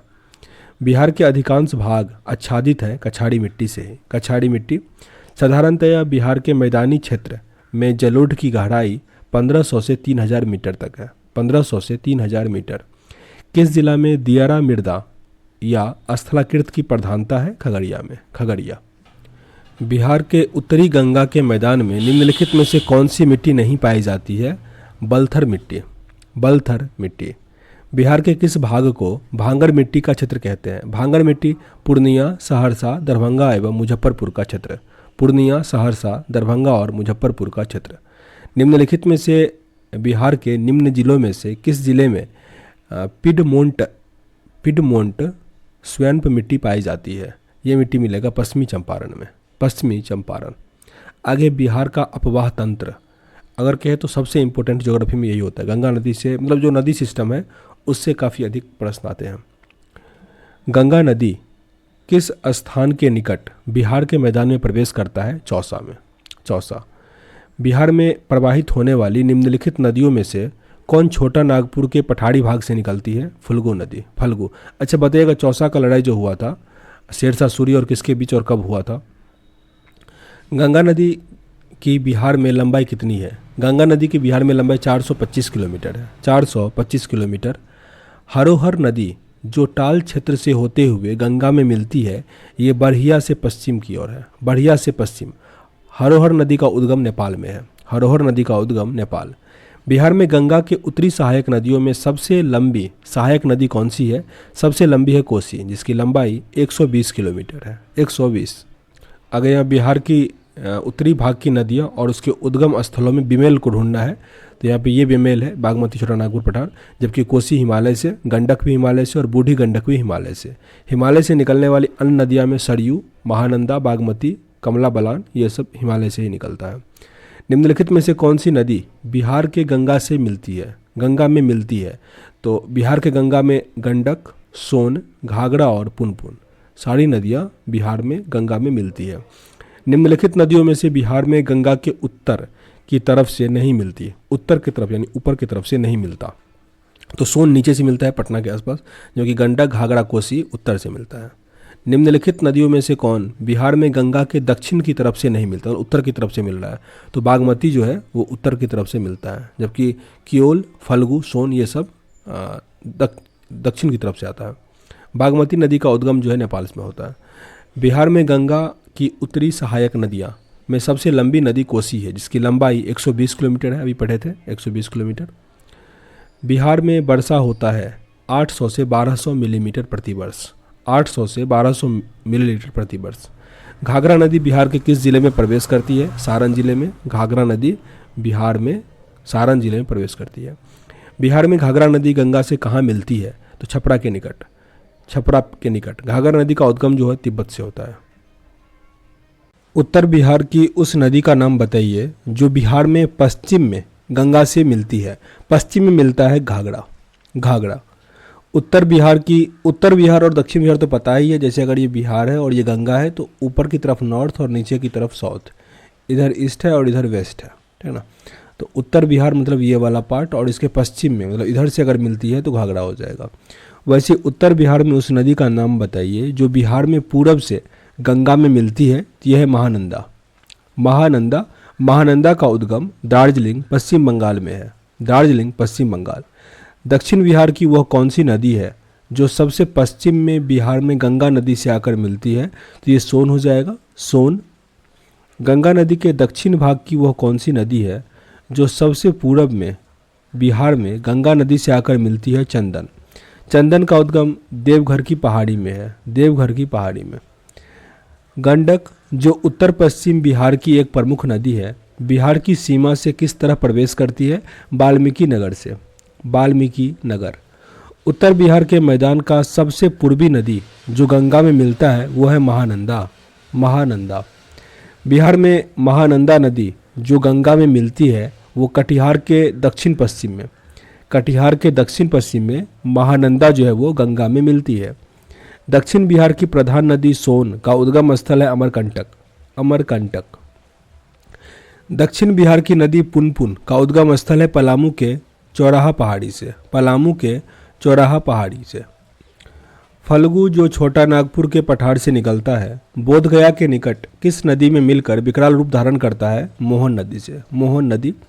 किउल नदी जो हजारीबाग के निकट से निकलता है खमरडीहा से, उसमें धाराएं सम्मिलित होती हैं, तो सब कुछ जैसे फल्गु की, पंचाने की और सकड़ी की, सारा। कर्मनासा जो विंध्याचल पहाड़ी से निकलती है, बिहार में किस जगह गंगा में आकर मिलती है? चौसा में आकर मिलता है कर्मनासा। बिहार के किस जिले में काकोलत जलप्रपात है? नवादा में है काकोलत जलप्रपात। बिहार में जलप्रपात का सही समूह कौन सा है? तो यहाँ पे ये काकोलत, दुर्गावती, चियारखुंड तो है ही, और काकोलत, दुर्गावती, कर्मनासा नदी का प्रपत्र, मतलब दोनों हो जाएगा यहाँ पे, उपरोक्त दोनों। बिहार में गर्म जल स्रोत के लिए सुप्रसिद्ध ऐतिहासिक स्थल राजगीर में है। राजगीर। उत्तर बिहार की नदियाँ जो पश्चिमी भाग से पूरब की ओर प्रवाहित होती है, गंगा नदी में मिलती है, वो कौन सा समूह सही क्रम दर्शाता है? तो सरयू, गंडक, बूढ़ी गंडक, बागमती। सरयू, गंडक, बूढ़ी गंडक, बागमती। नोट दिया गया यहाँ पे, सरयू को घाघरा नदी भी कहा जाता है। बिहार में उत्तरी भाग में प्रवाहित होने वाली नदी जो गंगा में मिलती है, पूरब से पश्चिम की ओर बढ़ने का सही क्रम क्या होगा? तो पूरब से पश्चिम की तरफ, इधर से इधर की बात की जा रही है। तो महानंदा, कोसी, बलान, फिर कमला। महानंदा, कोसी, बलान, कमला। बिहार के दक्षिण भाग में प्रवाहित होने वाली नदी का सही क्रम जो पश्चिम से पूरब की ओर बढ़ते क्रम जो गंगा में मिलती है, वह सोन, पुनपुन, फल्गु और सकड़ी। सोन, पुनपुन, फल्गु और सकड़ी। कोसी नदी का अपवाह प्रणाली कैसा है? कोसी नदी का प्रवाह प्रणाली जो है वो आयताकार अपवाह प्रणाली है, आयताकार। कोसी गंगा में कहाँ मिलता है? खगड़िया के निकट, खगड़िया। वह नदी जो अपना मार्ग बदलने के लिए कुख्यात है, तो वो कोसी नदी है, इसीलिए इसे बिहार का शोक कहा जाता है। गंडक नदी बिहार के किस स्थान पर गंगा से मिलता है? पटना के निकट। गंडक नदी बिहार के किस स्थान पर गंगा से मिलता है? पटना। साथ ही पटना में ही सोन भी मिलता है। पुनपुन नदी बिहार के किस स्थान पर गंगा से मिलता है? फतुहा में, फतुहा। सोन नदी बिहार के किस स्थान पर गंगा से मिलता है? तो ये पटना से पश्चिम में, पटना से पश्चिम में। बिहार में घाघरा नदी किस स्थान पर गंगा से मिलता है? छपरा के निकट। घाघरा नदी छपरा के निकट। एकमात्र नदी जिसका उद्गम स्थल जमुई में है वो है अजय नदी, अजय। बिहार के राजगीर में गर्म जल के सोते का सही समूह कौन सा है? यहाँ पे सप्तधारा, ब्रह्मकुंड, मखदुम कुंड और गोमुख। सप्तधारा, ब्रह्मकुंड, मखदुम कुंड और गोमुख। राजगीर में गर्म स्थल के अन्य कुंड है सूर्य कुंड और नानक कुंड, सूर्य कुंड और नानक कुंड। मुंगेर जिले में स्थित गर्म जल के सोते जिनका उद्गम स्थल खड़गपुर पहाड़ी है, उसका सही क्रम कौन सा है? सही क्रम यहाँ पे सीता कुंड, रामेश्वर कुंड और लक्ष्मण कुंड, ऋषि कुंड होगा। सीता कुंड, रामेश्वर कुंड, लक्ष्मण कुंड और ऋषि कुंड। बूढ़ी गंडक बिहार के किस स्थान पर गंगा से मिलती है? मुंगेर के उत्तर में, मुंगेर के उत्तर में। बिहार का मुजफ्फरपुर शहर किस नदी के किनारे बसा हुआ है? बूढ़ी गंडक के किनारे, बूढ़ी गंडक। बिहार का छपरा किस नदी के तट पर है? घाघरा, घाघरा। फल्गु नदी के किनारे कौन सा पर्यटन स्थल स्थित है? फल्गु नदी के किनारे मिलेगा बोधगया, बोधगया। बिहार में प्रवाहित होने वाली नदी जिसका उद्गम स्थल नेपाल में स्थित है, महाभारत श्रेणी का है, सही सुमेलित है। इसमें कमला, बागमती और महानंदा, कमला, बागमती और महानंदा। सोमेश्वर की पहाड़ी से निकलने वाली नदी कौन सी है? बूढ़ी गंडक, बूढ़ी गंडक। बूढ़ी गंडक हिमालय से निकलने वाली गंगा की सहायक नदियों में सबसे लंबी नदी है तथा उत्तर बिहार में सबसे तेज जलधारा वाला नदी भी कौन है? बूढ़ी गंडक। और ये कहाँ से निकलती है? सोमेश्वर की पहाड़ी से। बिहार के मध्य भाग में गंगा नदी बहती है। बिहार के मध्य भाग में जो बीच वाला टर्म है वहाँ पे गंगा नदी कैसे बहती है? पश्चिम से पूरब, पश्चिम से पूरब। बिहार ये हुआ, बीच से बहती है, तो पश्चिम इधर है, पूरब इधर है, पश्चिम से पूरब। बागमती नदी बिहार के किस स्थान पर गंगा में मिलती है? मुंगेर के उत्तर में, मुंगेर के उत्तर में। महानंदा नदी बिहार के किस स्थान पर गंगा से मिलता है? मनिहारी से थोड़ा पूरब, मनिहारी से थोड़ा पूरब। बिहार के उत्तर पश्चिम भाग में स्थित सारण जिले और उत्तर प्रदेश के बीच सीमा रेखा का निर्धारण करने वाली नदी जो है वो है घाघरा, घाघरा। बिहार के किस नदी को सदानीरा नाम से जाना जाता है? सदानीरा कहा जाता है गंडक को। गंडक का उद्गम स्थल तिब्बत हिमालय में है, हिमालय। कमला नदी बिहार के किस स्थान पर प्रवेश करती है? कमला नदी बिहार में किस स्थान पर प्रवेश करती है? जयनगर, जयनगर। कमला की सहायक नदी तो सारा है, बलान, ढोड़ी और सोनी, बलान, ढोड़ी और सोनी। कमला किस नदी की सहायक नदी है? कोसी की। कमला नदी का उद्गम नेपाल है। फल्गु नदी गया से आगे उत्तर पूर्व दिशा में बढ़ने के बाद कई शाखाओं में विभक्त हो जाता है। इस जगह उसे बराबर की पहाड़ी कहा जाता है, बराबर की पहाड़ी के निकट के नाम से जाना जाता है, जहाँ पे वो कई भागों में बंट जाता है। निम्नलिखित नदियों में सबसे अधिक नदी पथ परिवर्तित करता है कोसी नदी। कोसी नदी। बिहार में निम्नलिखित में से कौन सा समूह नदियाँ गंगा और उसकी सहायक नदियों के उत्तर से ओर आकर मिलती है? तो गंडक, कमला, बागमती। गंडक, कमला, बागमती उत्तर की ओर से। गंडक की सहायक नदी कौन सी है? गंगा। गंडक सहायक नदी है गंगा की। बिहार के कांवड़ झील ये स्थित है बेगूसराय में। बेगूसराय। बिहार में गंगा के दक्षिणी सहायक नदी कौन सी है? सोन, पुनपुन, किऊल और चंदन। सोन, पुनपुन, किऊल और चंदन। कौन सी नदी बिहार में बहती है? गंगा। गंगा। निम्नलिखित नदियों में से कौन सी बिहार का शोक के रूप में विख्यात है? बिहार का शोक है कोसी। कोसी। अगर यहाँ पे जिला दिया गया है, नदी दिया गया है, सही जोड़ा पहचान करें तो कटिहार महानंदा ये सही है। कटिहार महानंदा। बिहार में घोंघा झील कहाँ स्थित है? बिहार में घोंघा झील कटिहार जिला में स्थित है। कटिहार में। इनमें से कौन सी नदी सर्वाधिक वर्षाकार मार्ग बनाती है? बूढ़ी गंडक। बूढ़ी गंडक। वो था 20 सर्पाकार, मतलब इस टाइप का जो बनाता है तो वह है बूढ़ी गंडक। और सबसे लंबी बिहार की सहायक नदी गंगा के लिए भी वही है। वैसे गंगा की सबसे बड़ी सहायक नदी यमुना है। बिहार के किस जिले में सर्वाधिक गोखूर झील पाया जाता है? सहरसा में। सहरसा। बिहार में स्थित काकोलत जलप्रपात की ऊंचाई क्या है? 47 मीटर। 47 मीटर। राजगीर के ब्रह्मकुंड का औसत तापमान कितना है? 87 डिग्री सेल्सियस। 87। मोकामा टॉल में सर्वाधिक जल किस नदी का होता है? फल्गु नदी का। फल्गु नदी। भिखना डोरी दर्रे के मध्य से कौन सी नदी गुजरती है? हरहा नदी। हरहा नदी। बिहार के किस नदी द्वारा सर्वाधिक मलबे अपने तली पर निक्षेपित किया जाता है? कोसी। कोसी। कोसी का उद्गम जो है वो तिब्बत हिमालय में है। बिहार की कौन सी नदी हिमानी से प्रारंभ होती है? कोसी नदी। कोसी नदी। गंडक नदी बिहार और उत्तर प्रदेश की सीमा कितनी लंबाई तक बनाती है? 120 किलोमीटर। 120 किलोमीटर। उत्तरी बिहार में किस नदी की औसत धार जो है वो सर्वाधिक होता है? बूढ़ी गंडक का। बूढ़ी गंडक। बिहार में गंगा के दक्षिणी मैदान में निम्नलिखित में से कौन सी नदी प्रवाहित नहीं होती? बागमती। बागमती। बिहार में गंगा के उत्तरी मैदान में गंगा से मिलने वाली नदियों के आपस में किसे शामिल नहीं करेंगे? तो यहाँ पे सोन नहीं होगा क्योंकि सोन नीचे से आके मिलता है अमरकंटक मध्य प्रदेश से, जबकि सरयू, गंडक और बागमती अलग है। तो सोन यहाँ पे हो जाएगा क्योंकि ये मध्य प्रदेश से निकलता है, अमरकंटक से। निम्नलिखित में से कौन सा समूह में नदियां बिहार और उत्तर प्रदेश के बीच सीमा रेखा बनाती है? तो यह कर्मनासा, गंडक और घाघरा। काफ़ी इंपॉर्टेंट है ये, कर्मनासा, गंडक और घाघरा। निम्नलिखित नदियों में से किसके तट पर पटना स्थित है? पटना मिलेगा गंगा नदी के तट पर। बिहार के किस जिले में गंगा नदी सबसे लंबी है? तो ये पटना।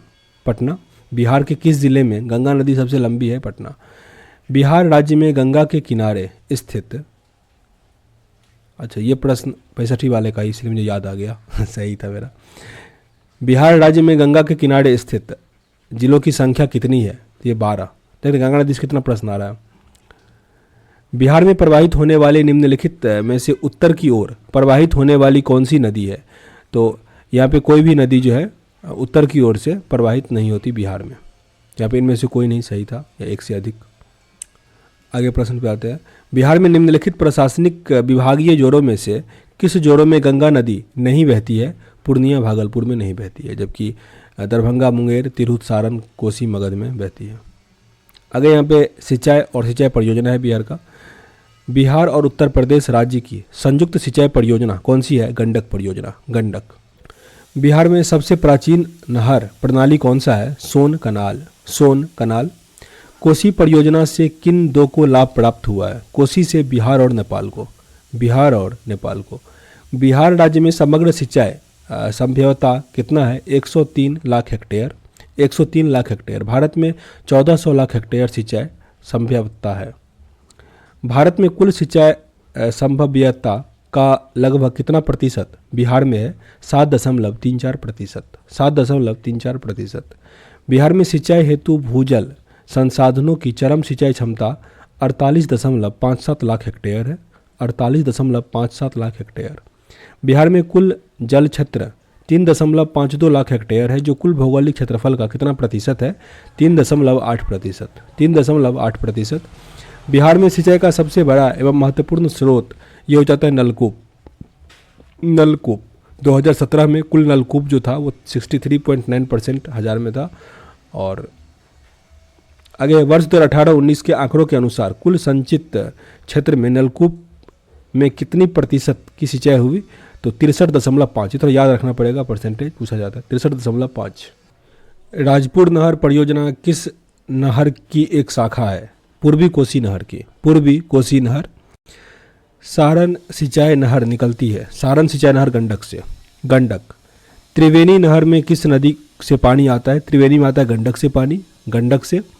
बिहार में स्थित दुर्गावती जलाशय परियोजना की शिलान्यास किस पंचवर्षीय काल में हुआ था? 5वीं पंचवर्षीय योजना। और ये इसका स्थापना जो 1976 में हुआ था। इसमें रोहतास और कैमूर के 33,000 हेक्टेयर भूमि को सिंचित किया जा सकेगा। सोन नहर की पूर्वी कनाल नहर पटना के निकट गंगा में मिलती है। इसका उद्गम स्थल कहाँ पे है? वरुण में है, वारून, वारून। बिहार में स्थित पश्चिमी सोन कनाल नहर का उद्गम स्थल कहाँ पे है? डेहरी, डेहरी। बिहार में स्थित गंडक नदी की नहरें कौन सी है? तो ढाका और तिऊर, ढाका और तिऊर। बिहार में स्थित कोसी परियोजना की नहरें निकलती है हनुमान नगर के निकट से, हनुमान नगर के निकट से। बिहार में नहरों द्वारा सबसे अधिक सिंचाई किस क्षेत्र में होती है? रोहतास में, रोहतास। सदाबाही नहरों के सिंचाई अधिक प्रचलित होते हैं उत्तर बिहार में, उत्तर बिहार में। बिहार में स्थित वाल्मीकि नगर के निकट निकाली गई नहर का नाम क्या है? तेऊर नहर, तेऊर नहर। कोसी परियोजना कब बनकर तैयार हुआ था? 1965 में, 1965। कोसी परियोजना किसकी संयुक्त परियोजना थी? बिहार और नेपाल का, बिहार और नेपाल। चंपारण में कई नहरों द्वारा सिंचाई की जाती है, कुछ नहरों के नाम दिए गए हैं, सही उत्तर देना है। तो तिरहुत नहर, सहारन नहर और तेऊर सब हो जाएगा। वर्ष 2019-20 में बिहार में प्रयुक्त सिंचाई क्षमता कितना था? 65.04 लाख हेक्टेयर, 65.04 लाख हेक्टेयर। कोसी परियोजना के किन दो को लाभ प्राप्त हुआ है? कोसी परियोजना से बिहार और नेपाल को लाभ होगा। बिहार में वर्ष 2018-19 में कुल सिंचाई में सरकारी नहरों का हिस्सा कितना है? 30.2%, 30.2%। बिहार में नलकूप द्वारा सर्वाधिक सिंचाई निम्नलिखित में से किस भाग में होता है? उत्तर पश्चिमी भाग में, उत्तर पश्चिमी भाग। बिहार के सिंचाई के संदर्भ में निम्नलिखित में से कौन सा कथन सत्य नहीं है? तो यहाँ पे सी कथन गलत है, क्योंकि कमला नहर जो है वो दरभंगा मधुबनी जिले को सिंचाई करते हैं, पूर्णिया कटिहार लिखा गया है।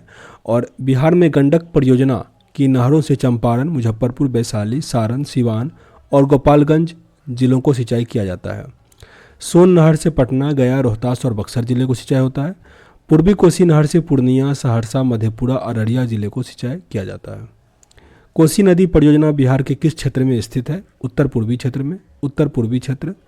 बिहार में नहरों द्वारा सर्वाधिक सिंचाई होता है तो गंगा के दक्षिण पश्चिम भाग में, गंगा के दक्षिण पश्चिम भाग में। बिहार की प्रमुख बहुउद्देशीय नदी घाटी परियोजना, इसमें से सारा हो जाएगा। सोन नदी घाटी परियोजना, कोसी नदी घाटी और गंडक नदी घाटी परियोजना। स्वतंत्रता पूर्व बिहार में कौन सी नहर प्रणाली थी? तो सोन नहर प्रणाली, सोन नहर प्रणाली। बिहार में चरम सिंचाई क्षमता आकलित है 117.54 लाख हेक्टेयर, 117.54 लाख हेक्टेयर। बिहार में वर्ष 2019-20 में प्रयुक्त सिंचाई क्षमता चरम सिंचाई क्षमता का कितना प्रतिशत रहा? 55.3%, 55.3%। संपूर्ण भारत में बिहार में सतही जल द्वारा चरम सिंचाई क्षमता कितना प्रतिशत है? 8.63%, 8.63%। संपूर्ण भारत में बिहार में भूमिगत जल द्वारा चरम सिंचाई क्षमता कितना प्रतिशत है? 6.09%, 6.09%। वर्ष 2017-18 में बिहार में सिंचाई के स्रोत और उसके सिंचित क्षेत्रफल का सही सुमेलित यहाँ पे करना है कि कौन सा यहाँ पे सही सुमेलित दिया गया है। तो नलकूप, नलकूप से होता है 3418.2 हेक्टेयर। नहर से 1660 हेक्टेयर, 1660। तालाब, तालाब से 1004.88 और अन्य कूप से 39.66। इसको याद करना पड़ेगा। नलकूप से 3418, नहर से 1660, तालाब से होता है 104 और अन्य कूप से 39.63, क्योंकि ये प्रश्न कई बार आ चुका है अलग अलग करके। वर्ष 18-19 में बिहार में कुल भौगोलिक क्षेत्रफल का कितना प्रतिशत भूमि सिंचित है? 58.7%। बिहार के किस जिले की सिंचाई न्यूनतम है? जमुई का, जमुई सबसे कम सिंचित जिला। बिहार में उधेरा स्थल बराज योजना और कचनामा एवं नसरतपुर बियड़ योजना कब पूरा हुआ था? जून 2017 में। जून 2017। इससे जहानाबाद, गया और नवादा जिला को फायदा हो गया। वर्ष 2018-19 में बिहार के जिलों में सर्वाधिक कुल सिंचित क्षेत्रफल किस जिले की है? रोहतास का। रोहतास। 18-19 में वर्ष में बिहार में जिलों में न्यूनतम सिंचित क्षेत्रफल किस जिले का है? शिवहर का। शिवहर। 2018-19 में क्षेत्रफल के दृष्टिकोण से बिहार के किस जिले में नहर द्वारा सर्वाधिक सिंचाई किया जाता है? रोहतास। रोहतास। उसके बाद पश्चिमी चंपारण, फिर औरंगाबाद। वर्ष 2018-19 क्षेत्रफल के दृष्टिकोण से बिहार में नलकूप द्वारा सर्वाधिक सिंचाई कहाँ होता है? समस्तीपुर में। समस्तीपुर, फिर सीतामढ़ी और कटिहार है। वर्ष 2018-19 क्षेत्रफल की दृष्टि से बिहार के किस जिले में नलकूप द्वारा न्यूनतम सिंचाई होता है? न्यूनतम, मुंगेर में। बिहार में पुनपुन बराज सिंचाई परियोजना कहाँ स्थित है? औरंगाबाद में। पुनपुन, औरंगाबाद। लोकाइन सिंचाई योजना बिहार के किस जिले में है? नालंदा। लोकाइन सिंचाई परियोजना। बिहार की सिंचाई योजना इसमें से कौन सा है? तो नंदन जलाशय, बदुआ जलाशय और नागी जलाशय, तीनों है। निम्नलिखित में से कौन सा बिहार की सिंचाई योजना नहीं है? तो यहाँ पे मधावी नहीं है, जबकि नकटी, महमूदा सिंचाई और मर्थुन्नन सिंचाई ये सब है। आगे बटेश्वर जलाशय योजना संयुक्त सिंचाई परियोजना है झारखंड और बिहार का। झारखंड और बिहार का। उत्तर कोयल जलाशय योजना से झारखंड के किस राज्य की भागीदारी है? बिहार की। बिहार। इंद्रपुरी जलाशय योजना में बिहार, झारखंड के अतिरिक्त अन्य किस राज्य की भागीदारी है? उत्तर प्रदेश की। इंद्रपुरी जलाशय में। मोहाने जलाशय परियोजना में बिहार की भागीदारी झारखंड से है, मोहाने वाले में। बटाने जलाशय योजना किन दो राज्यों की संयुक्त सिंचाई योजना है? बटाने, ये बिहार और झारखंड का। बिहार और झारखंड। 2019-20 में बिहार की कुल सृजित क्षमता में कितना बृहद और मध्यम सिंचाई परियोजनाएं हैं? 36.89 लाख हेक्टेयर। 36.89 लाख हेक्टेयर। बिहार में वर्ष 2018-19 में सकल शल्य क्षेत्र में कितना प्रतिशत सकल सिंचाई क्षेत्र का है? 71.94%। 71.94%। बिहार में सकल सिंचित क्षेत्र वर्ष 2009-10 में 44.33 हेक्टेयर से बढ़कर 18-19 में 54.93 हेक्टेयर हो गया। कितना प्रतिशत का वृद्धि हुआ? 2.12% का। बिहार में सेंधवा चेक डैम कहाँ स्थित है? जहानाबाद। जहानाबाद। आगे दनवार झील सिंचाई परियोजना से लाभान्वित हुआ आरा।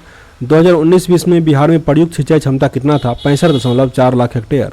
65.4 लाख हेक्टेयर। अब यहाँ पे बिहार का कृषि और पशुपालन दिया गया है। बिहार का कुल भौगोलिक क्षेत्रफल कितना है? तो 93.60 लाख हेक्टेयर। 93.60 लाख हेक्टेयर। लेकिन कुल क्षेत्रफल की बात करें तो वो 94.16 लाख हेक्टेयर है। ये मतलब पानी को जोड़ दो, जो कि 3 समथिंग है। हालांकि यहाँ पे तो जोड़ने से अधिक ही हो जाता, पर 3 पॉइंट वो है, उसको जोड़ने से ये पूरा कुल क्षेत्रफल है 94.16। 2018-19 में बिहार में शुद्ध बोया गया क्षेत्रफल या निवल बुआई क्षेत्रफल ये था 51.67 लाख हेक्टेयर। 2018-19 में बिहार राज्य का सकल शल्य क्षेत्रफल कितना है? 74.06 लाख हेक्टेयर। 74.06 लाख हेक्टेयर। बिहार में एक बार से अधिक बोया गया क्षेत्रफल 18.27 लाख हेक्टेयर। 18-19 में बिहार में परम प्रतिभूमि जो है वर्तमान प्रति को छोड़कर वो कितना है? 118.37 लाख हेक्टेयर। 18-19 में बिहार में कितनी बागानी भूमि है? 2.48 लाख हेक्टेयर। 2018-19 में बिहार में कृषितर उपयोग वाली भूमि कितनी है? 17.19 लाख हेक्टेयर। 17.19 लाख हेक्टेयर। 2018-19 में बिहार में कृषि ऊसर भूमि कितना है? कृषि ऊसर 43.85 लाख हेक्टेयर। 2018-19 में बिहार में बंजर और गैर कृषि योग्य भूमि कितना है? 4.32 लाख हेक्टेयर। 4.32 लाख हेक्टेयर। 18-19 में बिहार में सर्वाधिक निवल बुआई क्षेत्र प्रतिशत वाला 3 जिला घटते क्रम में तो बक्सर, भोजपुर, सिवान। बक्सर, भोजपुर, सिवान। 18-19 में बिहार में कुल भौगोलिक क्षेत्रफल का कितना प्रतिशत क्षेत्र कुल फसली क्षेत्र या सकल बुआई क्षेत्र है? 79.13%। 2018-19 में बिहार में कुल भौगोलिक क्षेत्रफल का कितना प्रतिशत शुद्ध बोया गया क्षेत्रफल या निवल बुआई क्षेत्र है? 55.2%। 55.2%। 2018-19 में बिहार में कुल फसल क्षेत्रफल का सकल बुआई का कितना प्रतिशत शुद्ध बोया गया क्षेत्र है? 69.8%। 69.8। 2018-19 में बिहार में कुल भौगोलिक क्षेत्रफल का कितना प्रतिशत भूमि बंजर एवं कृषि के योग्य भूमि है? 4.6%। 4.6%। वर्ष 2018-19 में बिहार में सबसे कम निबल बुआई क्षेत्र प्रतिशत वाले 3 बढ़ते क्रम में जिला जमुई मुंगेर गया। जमुई मुंगेर गया। बिहार में कुल भौगोलिक क्षेत्रफल का लगभग कितना प्रतिशत भूमि कुल अकृषि भूमि है? 44.8%। 44.8%। बिहार में वर्ष 19-20 में कुल खाद्यान्न का उत्पादन कितना था? 16,380, समझ लो 16,380 हजार टन। बिहार में कुल फूलों का उत्पादन 7432 टन रहा। इसमें सर्वाधिक उत्पादन जो है वो गेंदा का रहा। गेंदा का। वर्ष 2019-20 में बिहार में कितना ईख का उत्पादन हुआ? 13,578 हजार टन। बिहार राज्य में वर्ष 2019-20 में कितने क्षेत्रफल पर गेहूं की खेती हुई? 2150 हजार हेक्टेयर। बिहार में वर्ष 2019-20 में गेहूं का उत्पादन कितना हुआ? 5580 हजार टन। बिहार में वर्ष 2019-20 में कितना चावल का उत्पादन हुआ? 6952 हजार टन। 6952 हजार टन। बिहार में 2019-20 में कितने क्षेत्रफल चावल का उत्पादन हुआ है? 3160 हजार हेक्टेयर। 3160 हजार हेक्टेयर। बिहार में कितने क्षेत्र पर ईख यानी जो गन्ना होता है उसका खेती हुआ? लगभग 3 लाख हेक्टेयर। यह कुल कृषि योग्य का जो है 6% है। 2019-20 में बिहार में किस जिले में सर्वाधिक चावल का उत्पादन हुआ? सबसे अधिक चावल का उत्पादन रोहतास में हुआ। हालांकि बिहार में गेहूं से अधिक चावल का उत्पादन ही होता है। वर्ष 2019-20 में बिहार में सर्वाधिक चावल उत्पादन करने वाले 3 जिला घटते क्रम में, यानी सबसे अधिक रोहतास है, अभी पढ़े थे, उसका फिर औरंगाबाद और फिर कैमूर। टॉप 3 है ये, रोहतास, औरंगाबाद, कैमूर। रोहतास, औरंगाबाद और कैमूर, इन तीनों जिला को मिला करके कुल चावल का 27% जो है वो उत्पादन होता है। वर्ष 2019-20 में बिहार में सर्वाधिक गेहूं उत्पादन करने वाला जिला भी रोहतास ही है। धान और गेहूं दोनों में रोहतास टॉप पर है। सर्वाधिक 3 गेहूं उत्पादन करने वाले में रोहतास, नालंदा, औरंगाबाद धान में दूसरे पे था, इसमें है तीसरे पे। रोहतास, नालंदा, औरंगाबाद ये तीनों मिला के 18% जो है वो उत्पादन करता है। 2019-20 में बिहार में सर्वाधिक मक्का उत्पादन कहाँ पे किया गया? कटिहार में। कटिहार। बिहार में 3 सर्वाधिक मक्का उत्पादन करने वाला जिला बात करें तो कटिहार, पूर्णिया, अररिया। कटिहार, पूर्णिया, अररिया। कटिहार जिला का राज्य में कुल मक्का का 15% हिस्सा। याद रखिएगा, मक्का से प्रश्न आ सकता है क्योंकि इथेनॉल नीति लागू करने वाला बिहार जो है वो पहला राज्य बना। और इथेनॉल कहाँ से प्राप्त होगा? सॉरी, मक्का से नहीं, गन्ना से प्राप्त होगा, वो माफ़ कीजिएगा, गन्ना से प्राप्त होगा। और 20% तक का टारगेट है सरकार का कि पेट्रोल में, ईंधन में मिलाया जाएगा। 2019-20 में बिहार का सर्वाधिक क्षेत्रफल पर चावल का खेती करने वाले वर्ष 2019-20 में बिहार का सर्वाधिक क्षेत्रफल पर चावल की खेती करने वाला जिला कौन सा था? ये था रोहतास। चावल का भी ऊपर पढ़े हुए थे चावल का, और इसमें कुछ कुछ मेरे दिमाग में आ रहा था कि मक्का का सबसे अधिक अगर उत्पादन पूछे पूरे देश में तो कर्नाटक हो जाता है, और अगर दुनिया में पूछे तो यूएसए हो जाता है, यूएसए। वर्ष 2019-20 में बिहार में सर्वाधिक क्षेत्रफल पर गेहूं की खेती करने वाला जिला कौन सा है? रोहतास है। रोहतास पहले स्थान पर, रोहतास, फिर मुजफ्फरपुर और पश्चिमी चंपारण। 2019-20 में बिहार में कौन सा जिला मक्के की खेती के लिए सर्वाधिक क्षेत्रफल पर है? तो कटिहार सबसे अधिक उत्पादन भी करता और सबसे अधिक क्षेत्रफल पर भी करता है। वर्ष 2019-20 में चावल का सर्वाधिक उत्पादकता मतलब प्रति हेक्टेयर जो डेंसिटी होता है वो रोहतास में ही है। 2019-20 में गेहूं की सर्वाधिक उत्पादकता वाला जिला है बेगूसराय। 2019-20 में गेहूं की सर्वाधिकता उत्पादकता वाला कौन सा है? बेगूसराय। डेंसिटी वाला, उत्पादकता की जब बात हो तो कम क्षेत्र में अधिक गेहूं उत्पादता है कौन? बेगूसराय। बेगूसराय। सर्वाधिक मक्के में उत्पादकता में है सुपौल। सुपौल। कुल अनाज की उत्पादकता में, कुल अनाज की उत्पादकता दर जो है बिहार में कितना है? 2703 किलोग्राम। 2703 किलोग्राम, जिसमें सबसे अधिक, हालांकि सबसे अधिक तो नहीं चावल का है, सबसे अधिक गेहूं का है 2500, उससे भी अधिक मक्का का है 5093 किलोग्राम, फिर मोटे अनाज का है 5098 किलोग्राम, उसके बाद आता है गेहूं का 2595, फिर आता है चावल का 2245। बिहार में मुख्य खाद्यान्न फसल कौन सा है? चावल है। चावल कुल अनाज उत्पादन का चावल 48.3% है। बिहार में कृषि का स्वरूप क्या है? तो जीवनदायी है, जीवनदायी। बिहार में वर्ष 2019-20 में चावल का सबसे अधिक उत्पादकता वाला 3 जिला कौन सा है? रोहतास, अरवल, औरंगाबाद। रोहतास, अरवल, औरंगाबाद। चावल में सबसे कम उत्पादकता अगर रहे, सबसे कम मधुबनी, फिर उससे अधिक दरभंगा और फिर पूर्वी चंपारण। बिहार में वर्ष 2019-20 में गेहूं में सबसे अधिक उत्पादकता वाले 3 जिले कौन कौन से हैं? बेगूसराय, पटना, मधेपुरा। बेगूसराय, पटना, मधेपुरा। जबकि सबसे कम में है गया, शेखपुरा और जमुई। बिहार में वर्ष 2019-20, देखिए ये सब ऑप्शन अगर आपको ऑब्जेक्टिव में बन जाए तो ठीक ही है, लेकिन इसको आपको याद करना पड़ेगा, क्योंकि डिस्क्रिप्टिव जो लिखिएगा ना, अगर दे देगा कि बिहार का भौगोलिक विभाजन से डिफाइन कीजिए कि गरीबी और अमीरी का कुछ ऐसे है, शहरी गरीबी का, तो आपको अगर ये सब लिखिएगा तो अच्छा स्कोर, अच्छा लाइएगा स्कोर। बिहार में वर्ष 2019-20 में दलहन का सबसे अधिक उत्पादकता वाला 3 जिला कौन कौन सा है? तो पूर्वी चंपारण, बेगूसराय, सीतामढ़ी। पूर्वी चंपारण, बेगूसराय, सीतामढ़ी। सबसे कम उत्पादकता वाला 3 जिला अररिया, औरंगाबाद, मुजफ्फरपुर। और अगर ये सब याद करने में दिक्कत होता है तो जो आपको बेसिक होता है उसको पढ़िए, जैसे कि किस मिट्टी जो है, मिट्टी बिहार में कौन कौन सी जगह कौन सा मिट्टी पाया जाता है वो आपको पता चल जाएगा। नदी सिस्टम पढ़िएगा, उससे पता चल जाएगा कहाँ पे कैसे मिट्टी आएगा। और फिर किस मिट्टी में कौन सा फसल आता है वो अगर पढ़ लीजिएगा और पूरा जिला याद कर लीजिएगा तो वो होता है सिस्टमैटिक ढंग से पढ़ना। वैसे अगर कर लेंगे तो पूरा अच्छे से याद हो जाएगा, समझ के मतलब याद हो जाएगा। आगे बिहार में वर्ष 2019-20 में मक्का का सर्वाधिक उत्पादन करने वाला जिला कौन सा था? तो सुपौल। सुपौल। सबसे कम कहाँ पे हुआ? बक्सर। याद रखिएगा, उत्पादकता का जब हो तब सुपौल है, नहीं तो कौन सा था? कटिहार था। आलू का सर्वाधिक उत्पादन होता है नालंदा, पटना। नालंदा, पटना। बिहार में नकदी फसल का सही समूह कौन सा है?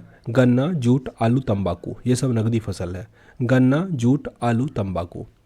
बिहार में गन्ना का सर्वाधिक उत्पादन कहाँ होता? उत्तरी पश्चिमी क्षेत्र में। जैसे अब दिया उत्तरी पश्चिमी क्षेत्र, तो ये अगर बिहार है तो उत्तरी पश्चिमी क्षेत्र ये वाला हुआ, यानी पश्चिमी चंपारण के साइड में, ठीक ना। बिहार में महुआ का सर्वाधिक उत्पादन किस जिले में होता है? दरभंगा। दरभंगा। बिहार में कार्यशील जोतों की कुल संख्या, ये 15-16 का ही डाटा है, ये 16,413 किलोमीटर था, इतना हज़ार था। वर्ष 2015-16 बिहार की सीमांत कार्यशील जोतों की संख्या, तो ये 14,971 हज़ार। बिहार राज्य में 2 हेक्टेयर से कम आकार वाली जो लघु और सीमांत कार्यशील जोत का प्रतिशत है वो 97%, मतलब मैक्सिमम यही है, 2 हेक्टेयर से कम। सूचीबद्ध जोत श्रेणी और जोतों की संख्या दिया गया है, सुमेलित करना है। तो लघु जो है, लघु वो सबसे अधिक है 944। लघु मध्यम ये 414 है। मध्यम की बात करें तो ये 81 है और बृहत तो बहुत कम है, 3 है। आगे प्रश्न। बिहार में वर्ष 2015-16 में कार्यशील जोतों का औसत आकार 0.59 हेक्टेयर, मतलब प्रत्येक परिवार जो है उस हिसाब से इतना पड़ता है। 2015-16 में बिहार में लघु कार्यशील जोतों का कुल कितना था? तो 1178,000 हेक्टेयर। और यहाँ पे सूची सुमेलित करना है। जोतों का श्रेणी दिया गया है और उसका औसत आकार दिया गया है। तो लघु में जो है 1.25 हेक्टेयर है, लघु मध्यम वाले में 2.59 हेक्टेयर और मध्यम वाले में 5.09 और बृहत वाले में 14 मतलब अगर 14.545 हेक्टेयर का होगा तो बृहत में आ जाएगा। 5 हेक्टेयर के आसपास होगा तो मध्यम वाले में, 2.5 के आसपास होगा तो मध्य लघु और 1.25 या उससे कम होगा तो लघु वाले में वो आएगा। बिहार में कार्यशील जोतों का कुल क्षेत्रफल कितना था? 76%। 76%। बिहार का कौन सा जिला क्षेत्रफल की दृष्टि से निबल बुआई क्षेत्रफल में सबसे आगे है? पूर्वी चंपारण। पूर्वी चंपारण। सबसे कम है शिवहर में। क्षेत्रफल की दृष्टि से बिहार का कौन सा जिला सकल बुआई क्षेत्रफल में सबसे आगे है? पूर्वी चंपारण। पूर्वी चंपारण। बिहार का सर्वाधिक फसल सघनता वाला जिला कौन सा है? शिवहर है। शिवहर। बिहार में खाद्यान्न उत्पादन के अंतर्गत कितना प्रतिशत क्षेत्रफल आता है? 94.1%। 94.1%। बिहार में दलहन का सर्वाधिक उत्पादन वाले 3 जिला बताना है। तो ये पटना, सुपौल, मधुबनी। पटना, सुपौल, मधुबनी। टॉप पे पटना है, फिर सुपौल है और उसके बाद मधुबनी। बिहार में आलू का सर्वाधिक उत्पादन 2019-20 में किस जिले में हुआ था? पटना में। पटना। जनगणना के अनुसार बिहार में कितने प्रतिशत श्रम शक्ति कृषि एवं सवहर्ती कार्य में संलग्न है? 74% लोग जो हैं वो कृषि से रिलेटेड कार्य में या कृषि में सम्मिलित हैं। बिहार में कितनी प्रतिशत आबादी कृषि कार्य में संलग्नित है? तो ये हो जाएगा 86%। 86%। ये कृषि कार्य है, इसमें बस सब कुछ मिला के, ठीक ना, जैसे मत्स्य पालन भी हो जाएगा सब कुछ। जूट उत्पादन में बिहार का स्थान देश में है, द्वितीय स्थान पे है। जूट उत्पादन देश के कुल आबादी का 15% जो है वो बिहार में होता है। बिहार में जौ का उत्पादन किस जिले में होता है? ये गया, पूर्णिया, मुजफ्फरपुर हर जगह होता। बिहार के किस जिले में तिलहनी फसल तीसी का सबसे अधिक उत्पादन होता है? तो यह है दरभंगा। दरभंगा। मरुआ या रागी का उत्पादन में बिहार का देश में कौन सा स्थान है? प्रथम स्थान है। रागी का बिहार में कौन सा स्थान है? प्रथम। बिहार में जूट प्रमुखता से उगाया जाता है। जूट उत्तर पूर्वी मैदान में, उत्तरी पूर्वी मैदान में। बिहार में गन्ना का सर्वाधिक उत्पादन होता है उत्तरी पश्चिमी मैदान में, उत्तरी पश्चिमी मैदान में। जौ की सर्वाधिक खेती बिहार के किस जिले में होती है? चंपारण में होता है। जौ की सर्वाधिक खेती बिहार के किस जिले में होता है? चंपारण। बिहार के टाल क्षेत्र में किस फसल की प्रधानता है? टाल में है मसूर की प्रधानता, मसूर। बिहार का मुख्य खाद्यान्न फसल कौन सा है? चावल, गेहूं और मक्का। चावल, गेहूं और मक्का। बिहार में किस जिले में अफीम की खेती की जाती है? मुंगेर में की जाती है अफीम की खेती। बिहार राज्य का मुख्य नगदी फसल कौन सा है? गन्ना। गन्ना है बिहार का नगदी फसल। साथ ही और भी कुछ कुछ था, जैसे तंबाकू, ये सब था, भी पढ़े हुए थे। बिहार के डैश भाग में उर्वरक भूमि का फैलाव है जो सरयू, गंडक और गंगा नदियों के बहाव के कारण होता है? उत्तरी। उत्तरी। बिहार में उत्पादन की दृष्टि से चावल के बाद दूसरी फसल कौन सी है? गेहूं। गेहूं। बिहार में कृषि योग्य भूमि का कितना प्रतिशत भाग सिंचित है? 50% से कुछ अधिक। 50% से कुछ अधिक। बिहार में गन्ना उत्पादन क्षेत्र में घटते क्रम में दिखाना है आपको। सबसे पहले नंबर पे यहाँ पश्चिमी चंपारण है, उसके बाद पूर्वी चंपारण, गोपालगंज और फिर समस्तीपुर। मतलब सबसे टॉप पे इसमें पश्चिमी चंपारण है गन्ना उत्पादन में। बिहार की मुख्य व्यावसायिक फसलों का सही क्रम, तो गन्ना, जूट, मिर्च। गन्ना, जूट, मिर्च। बिहार में कृषि को प्रोत्साहन करने के लिए सबसे पहले किस स्थान पर कृषि विश्वविद्यालय का स्थापना किया गया था? समस्तीपुर में, समस्तीपुर के पूसा में। बिहार में कृषि को बढ़ावा देने के लिए किन किन स्थानों पर कृषि विश्वविद्यालय स्थापित किया गया? तो सबौर और पूसा। सबौर और पूसा। बिहार में कहाँ जूट का सर्वाधिक उत्पादन होता है? पूर्णिया और कटिहार में। जूट का पूर्णिया और कटिहार।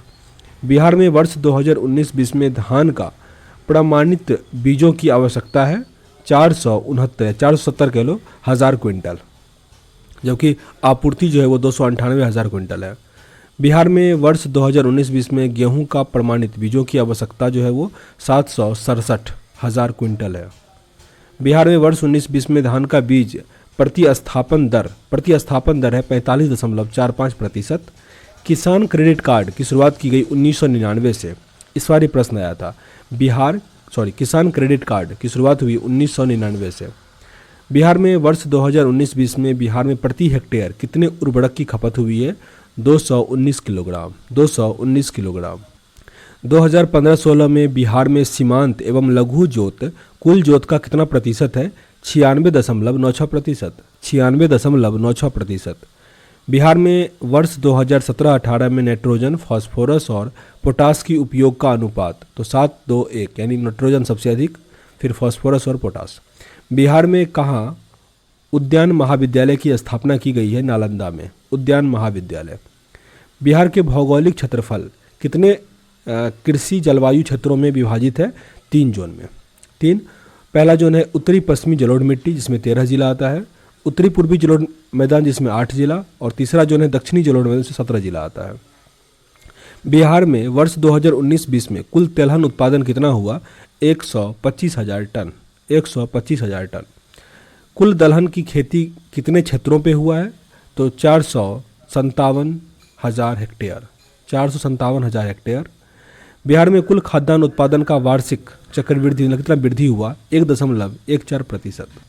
बिहार में वर्ष 2015-16 से 19-20 में जो उत्पादक में वृद्धि हुआ, तो किस किस क्षेत्र में कितना वृद्धि हुआ वो यहाँ आपको सुमेलित करना है। तो चावल वाले में हुआ 2.45 का निगेटिव इम्पैक्ट पड़ा है। गेहूँ में 4.13 का वृद्धि हुआ। मक्का में 4.82 का वृद्धि है। कुल दलहन की बात की जाए तो इसमें 4.66 का निगेटिव इम्पैक्ट पड़ा है और कुल तिलहन 0.36 का निगेटिव इम्पैक्ट पड़ा है। मध्य मतलब ये तुलना किया गया 15, 16, 19, 20 में कितना उत्पादन में वृद्धि हुआ? 7.20%। 7.20%। बिहार में वर्ष 17-18 से 19-20 के दौरान सब्जी उत्पादन में वार्षिक चक्रवृद्धि ब्याज कितना रहा?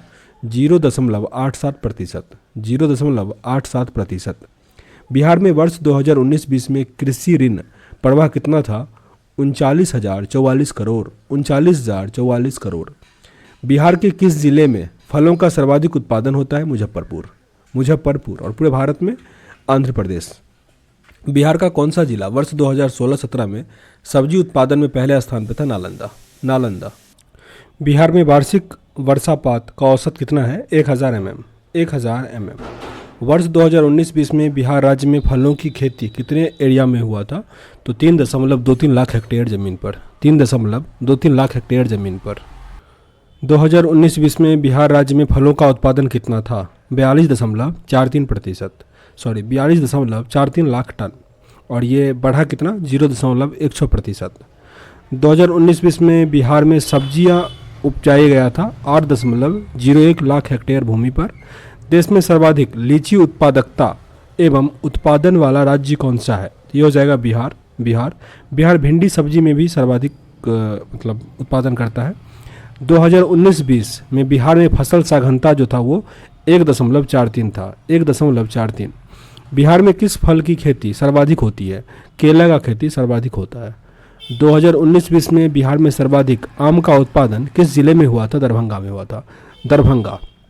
जबकि अमरूद में नालंदा, अनानास में किशनगंज, केला में कटिहार, नारियल में पूर्णिया, नींबू में पश्चिमी चंपारण, लीची मुजफ्फरपुर फेमस है।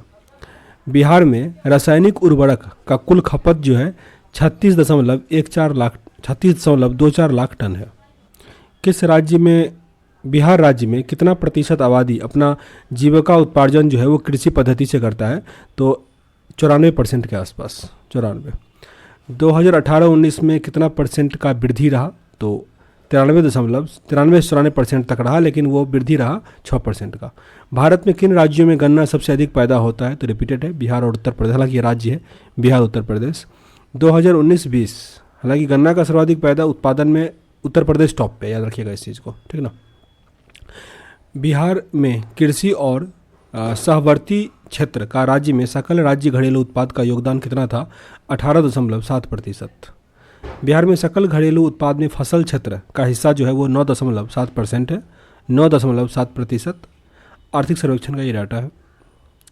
आगे अब तृतीय कृषि रोड मैप 17 से 22 का जो प्रश्न है वो दिया गया है। बिहार में कृषि रोड मैप की शुरुआत कब की गई थी? 2008 में। कृषि रोड मैप की शुरुआत 2008 में।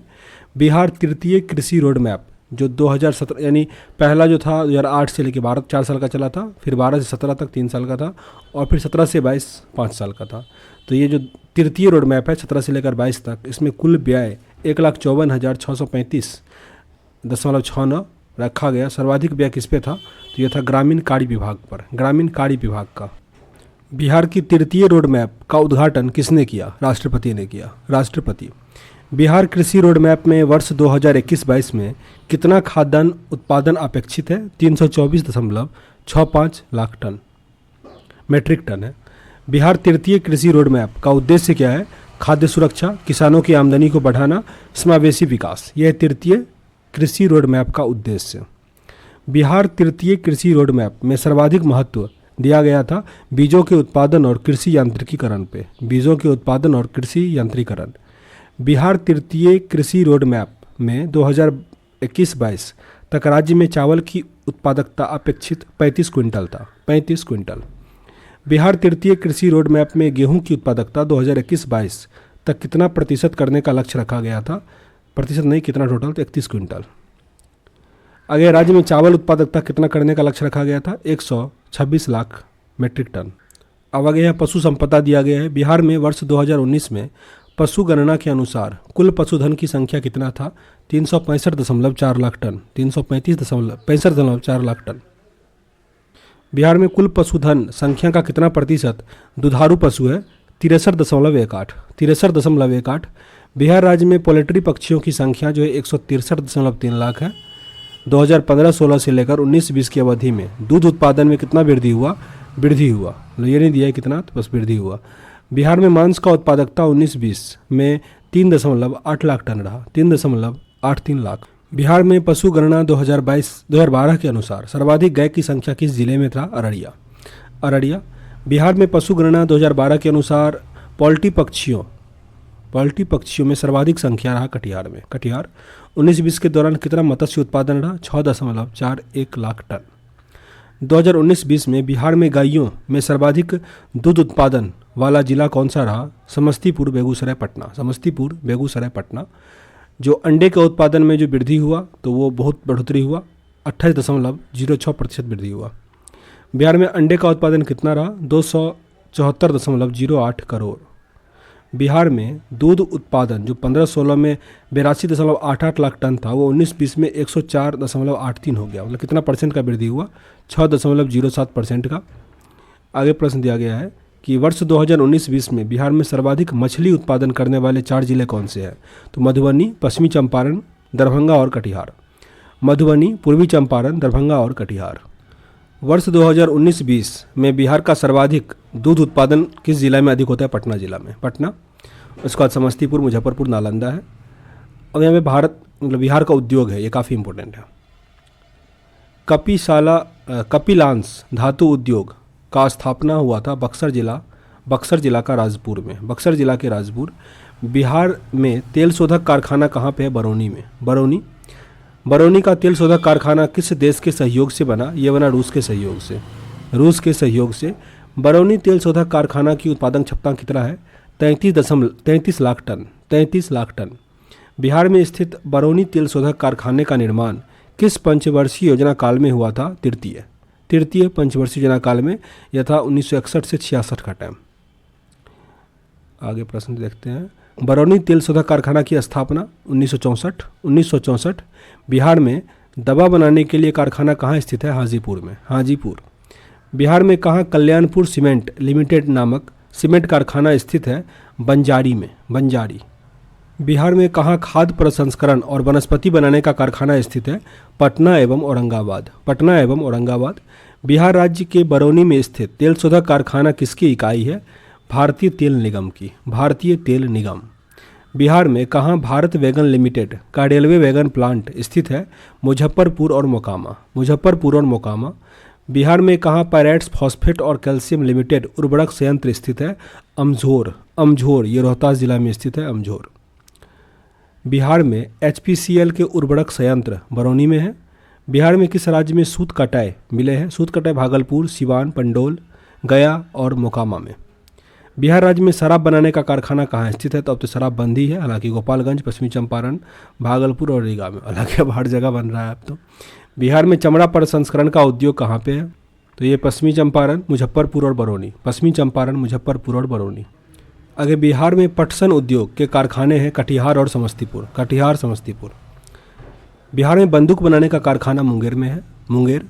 बिहार का सबसे पुराना उद्योग चीनी उद्योग है, चीनी उद्योग। बिहार में सर्वाधिक चीनी मिल की स्थापना कब और कहाँ हुई थी? 1905 में महरौरा में, महरौरा। बिहार राज्य में ईख की उत्पादकता है 46 टन प्रति हेक्टेयर, जो कि राष्ट्रीय औसत 70 टन प्रति हेक्टेयर है। बिहार में चीनी प्राप्ति की दर 9% है, 9%। बिहार में निर्माणाधीन रेलवे कोच फैक्ट्री है हरनौत में, हरनौत। उत्तर बिहार के प्रमुख धंधों में सम्मिलित है चीनी, जूट, कागज, दवा, चीनी, जूट, कागज, दवा। अविभाजित बिहार में प्रथम सीमेंट कारखाना कहाँ स्थापित हुआ था? ये हुआ था 1921 में, जिस वर्ष नोबेल प्राइज़ मिला हुआ था अल्बर्ट आइंस्टीन को, उसी वर्ष सीमेंट कारखाना, हालांकि हड़प्पा का खुदाई भी हुआ था और ये बंजोर में हुआ। बिहार में महत्वपूर्ण कृषि आधारित उद्योग सब कुछ है, जूट उद्योग, मखाना उद्योग और चीनी उद्योग। बिहार में शराब का कारखाना कहाँ अवस्थित है? तो मीरगंज, लोरिया, मोकामा। बिहार में जूट उत्पादक केंद्रित है मध्य पूर्वी क्षेत्र में, जूट उद्योग उत्तरी पूर्वी क्षेत्र में। बिहार में एकमात्र बंदूक बनाने का कारखाना कहाँ पे है? मुंगेर में है। ये उत्तरी पूर्वी का मतलब हो गया उत्तर और पूर्व, इस साइड वाले में, पूर्वी चंपारण जो है उधर। तो हो सकता जिला अगर दे दे। बिहार का प्लाउड उद्योग है, प्लाउड उद्योग हो जाएगा हाजीपुर। बिहार में चीनी मिल की सर्वाधिक संख्या उत्तर पश्चिमी भाग में, उत्तर पश्चिमी भाग में। बिहार में सीमेंट का कारखाना कहाँ पे है? झिकपानी में, माफ़ कीजिएगा, ये डालमिया नगर में। बिहार में सीमेंट का कारखाना डालमिया नगर में। बिहार में सूती वस्त्र उद्योग का सर्वाधिक विस्तार है गया और भागलपुर, गया और भागलपुर। बिहार के मोकामा शहर का मुख्य उद्योग जो है वो मालगाड़ी का डब्बा बनता है, जूता शराब बनता है। बिहार में रेल इंजन मरम्मत करने का कारखाना जमालपुर में है, जमालपुर। बिहार राज्य चीनी निगम की स्थापना हुआ था 1974 में, 1974। बिहार विभाजन के उपरांत बिहार का कौन सा उद्योग बुरी तरह प्रभावित हुआ था? तो लौह उद्योग बुरी तरह से प्रभावित हुआ। अधिकतर चीनी मिल किस क्षेत्र में स्थित है? गंगा के उत्तरी मैदान में, गंगा के उत्तरी मैदान में। बिहार में चीनी मिल की जर्जरता का मुख्य कारण क्या है? यहाँ पे निम्न उत्पादक क्षमता, विनियोग का अभाव और चीनी मूल्य का नियंत्रण नीति, सारे यहाँ पे सही है। बिहार के मुख्य रुग्ण उद्योग कौन सा है? तो कागज, जूट, चीनी, कागज, जूट, चीनी। बिहार में सिगरेट का संगठित कारखाना कहाँ पे है? मुंगेर में। मुंगेर में सिगरेट का हो गया, बंदूक का हो गया। बिहार में जूट ट्रेनिंग केंद्र कार्य करना प्रारंभ किया था फतुहा में, फतुहा। उत्तर बिहार के प्रमुख बागानों का संयोग इसमें से कौन सा सही है? तो आम, चीनी, केला, आम, चीनी, केला। बिहार का महत्वपूर्ण कागज उद्योग कहाँ पे है? डालमिया नगर, डालमिया नगर। बिहार में पटसन उद्योग की पट्टी है उत्तर पूर्वी बिहारी में, उत्तर पूर्वी यानी पूर्णिया, कटिहार, सहरसा इसमें। बिहार में रेशम वस्त्र उद्योग का सर्वाधिक विकास हुआ भागलपुर में, रेशम वस्त्र उद्योग भागलपुर। बिहार में रासायनिक खाद का कारखाना बरौनी में है, बरौनी में। बिहार में कांच की उत्पादकता होती है हाजीपुर, दरभंगा और पटना में, कांच उत्पादन। बिहार में जूट का कारखाना स्थापित है कटिहार, दरभंगा, पूर्णिया, कटिहार, दरभंगा, पूर्णिया। बिहार में निर्माणाधीन आयुध कारखाना बना है राजगीर में, नालंदा, राजगीर जिला। बिहार के नालंदा जिला में प्रस्तावित जैविक खाद कारखाना किस जगह पर स्थापित किया जा रहा है? चंडी में, चंडी। बिहार के किस जिले में सर्वाधिक चीनी मिल का कारखाना स्थापित है? पश्चिमी चंपारण, पश्चिमी चंपारण।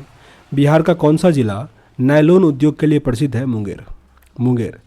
विभाजनोपरांत शेष बिहार जो 2000 में जब झारखंड अलग हुआ तो सबसे उद्योग धनी तो रेशम उद्योग में, जूट में और चीनी उद्योग में। बिहार में चीनी उद्योग प्रोत्साहन नीति के अंतर्गत निजी क्षेत्र में स्थापित क्षमता को मंजूरी दिया गया 2500 TCD पेराई क्षमता। राज्य सरकार के सहयोग से जिले में सॉफ्टवेयर टेक्नोलॉजी पार्क की स्थापना की जा रही है पटना में, पटना। नए उद्योग नीति के तहत बिहार के किस स्थान पर सीमेंट फैक्ट्री की स्थापना प्रस्तावित है? कहलगांव में, कहलगांव।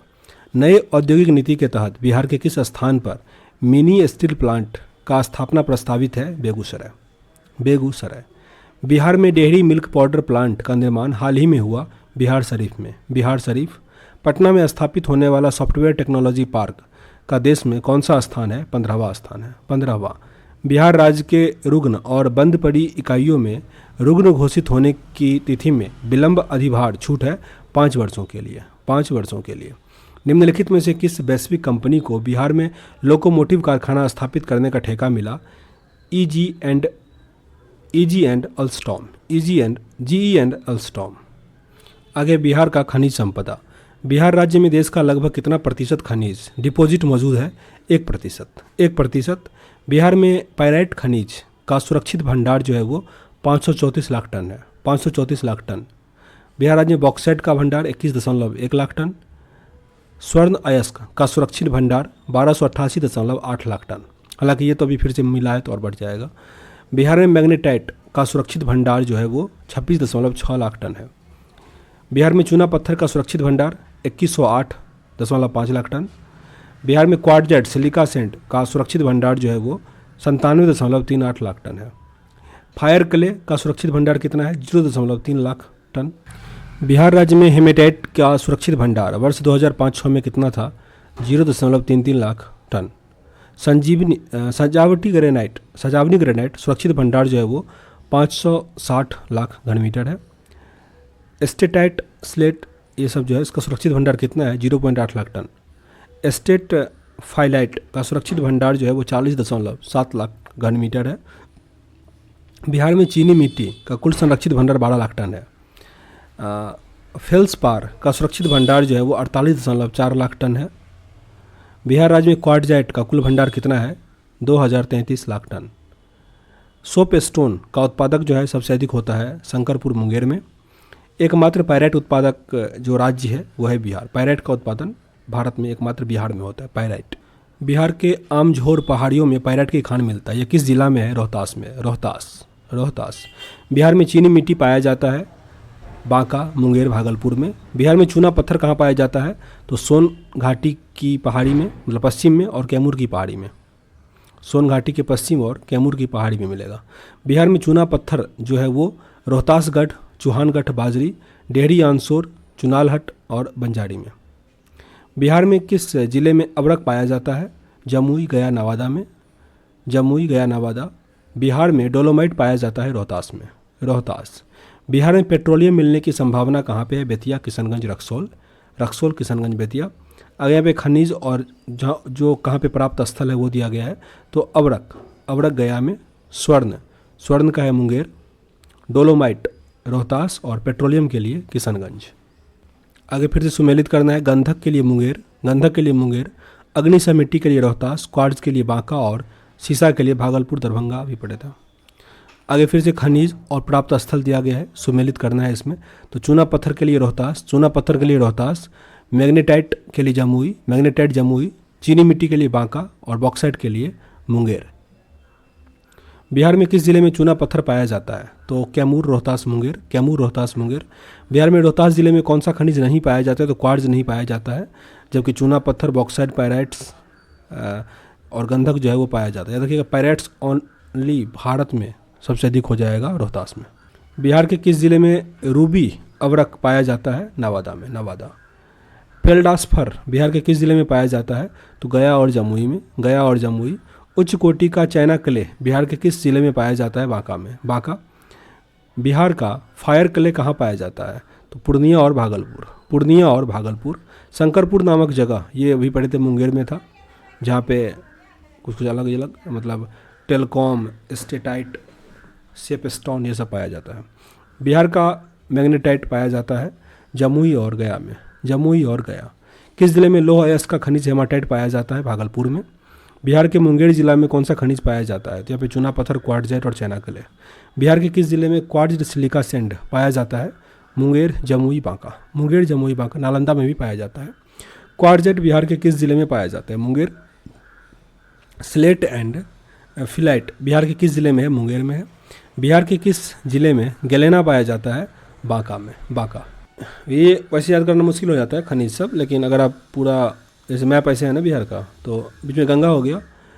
कभी भी जो खनिज होता है वो पर्वत पठार में पाया जाता है। तो जैसे अगर आप देखिएगा तो यहाँ पे थोड़ा पर्वत है, और नीचे वाला जो छोटा नागपुर का पठार उसमें आपको मिलेगा। तो नीचे का जिला यानी तो ऊपर का यहाँ वाला जिला इसी में बस होता है, यहीं पे घूमता है। तो थोड़ा मैप के थ्रू इसको पढ़िएगा तो थोड़ा आसान होगा, ठीक ना। उसके बाद ये कीजिएगा तो आई थिंक अधिक फायदेमंद होगा। अब इसके आगे जनसंख्या दिया गया है जो 11 का है, तो इसके लिए हम रिकमेंड करेंगे एक छोटा सा बुक आता है मार्केट में, पतला वाला, ठीक ना, वो पढ़ लीजिएगा, क्योंकि ऐसे नंबर में बोलेंगे 10 लाख 15 लाख वो याद नहीं होता है। जनसंख्या को खुद से ही थोड़ा पढ़ना पड़ेगा, ठीक ना। और कुछ जो इंपॉर्टेंट डाटा होता है कि सेपरेट वीडियो बना के जो बिहार का एक परिचय करके बनाएंगे छोटा सा, जिसमें बिहार का भौतिक ये होता है जनसंख्या, वो सब करके जिसमें मंत्री सब का नाम होगा, डाटा सब होगा, तो उसको एक अलग वीडियो बना देंगे, ठीक। तो इस वीडियो को यहाँ एंड करते हैं। भूगोल आपका कंप्लीट हो गया, इतिहास और आई थिंक स्वतंत्रता संग्राम भी कंप्लीट हो चुका है। पॉलिटिक्स कुछ ऐसा है नहीं, फिर भी कंप्लीट हो चुका है आई थिंक, तो उसको देख लीजिएगा। और भी कुछ हो तो बताइए कमेंट बॉक्स में। सेशन अच्छा लगा हो मेरे भाई तो लाइक और शेयर जरूर कीजिएगा। मिलते हैं नेक्स्ट वीडियो में, तब तक के लिए जय हिंद।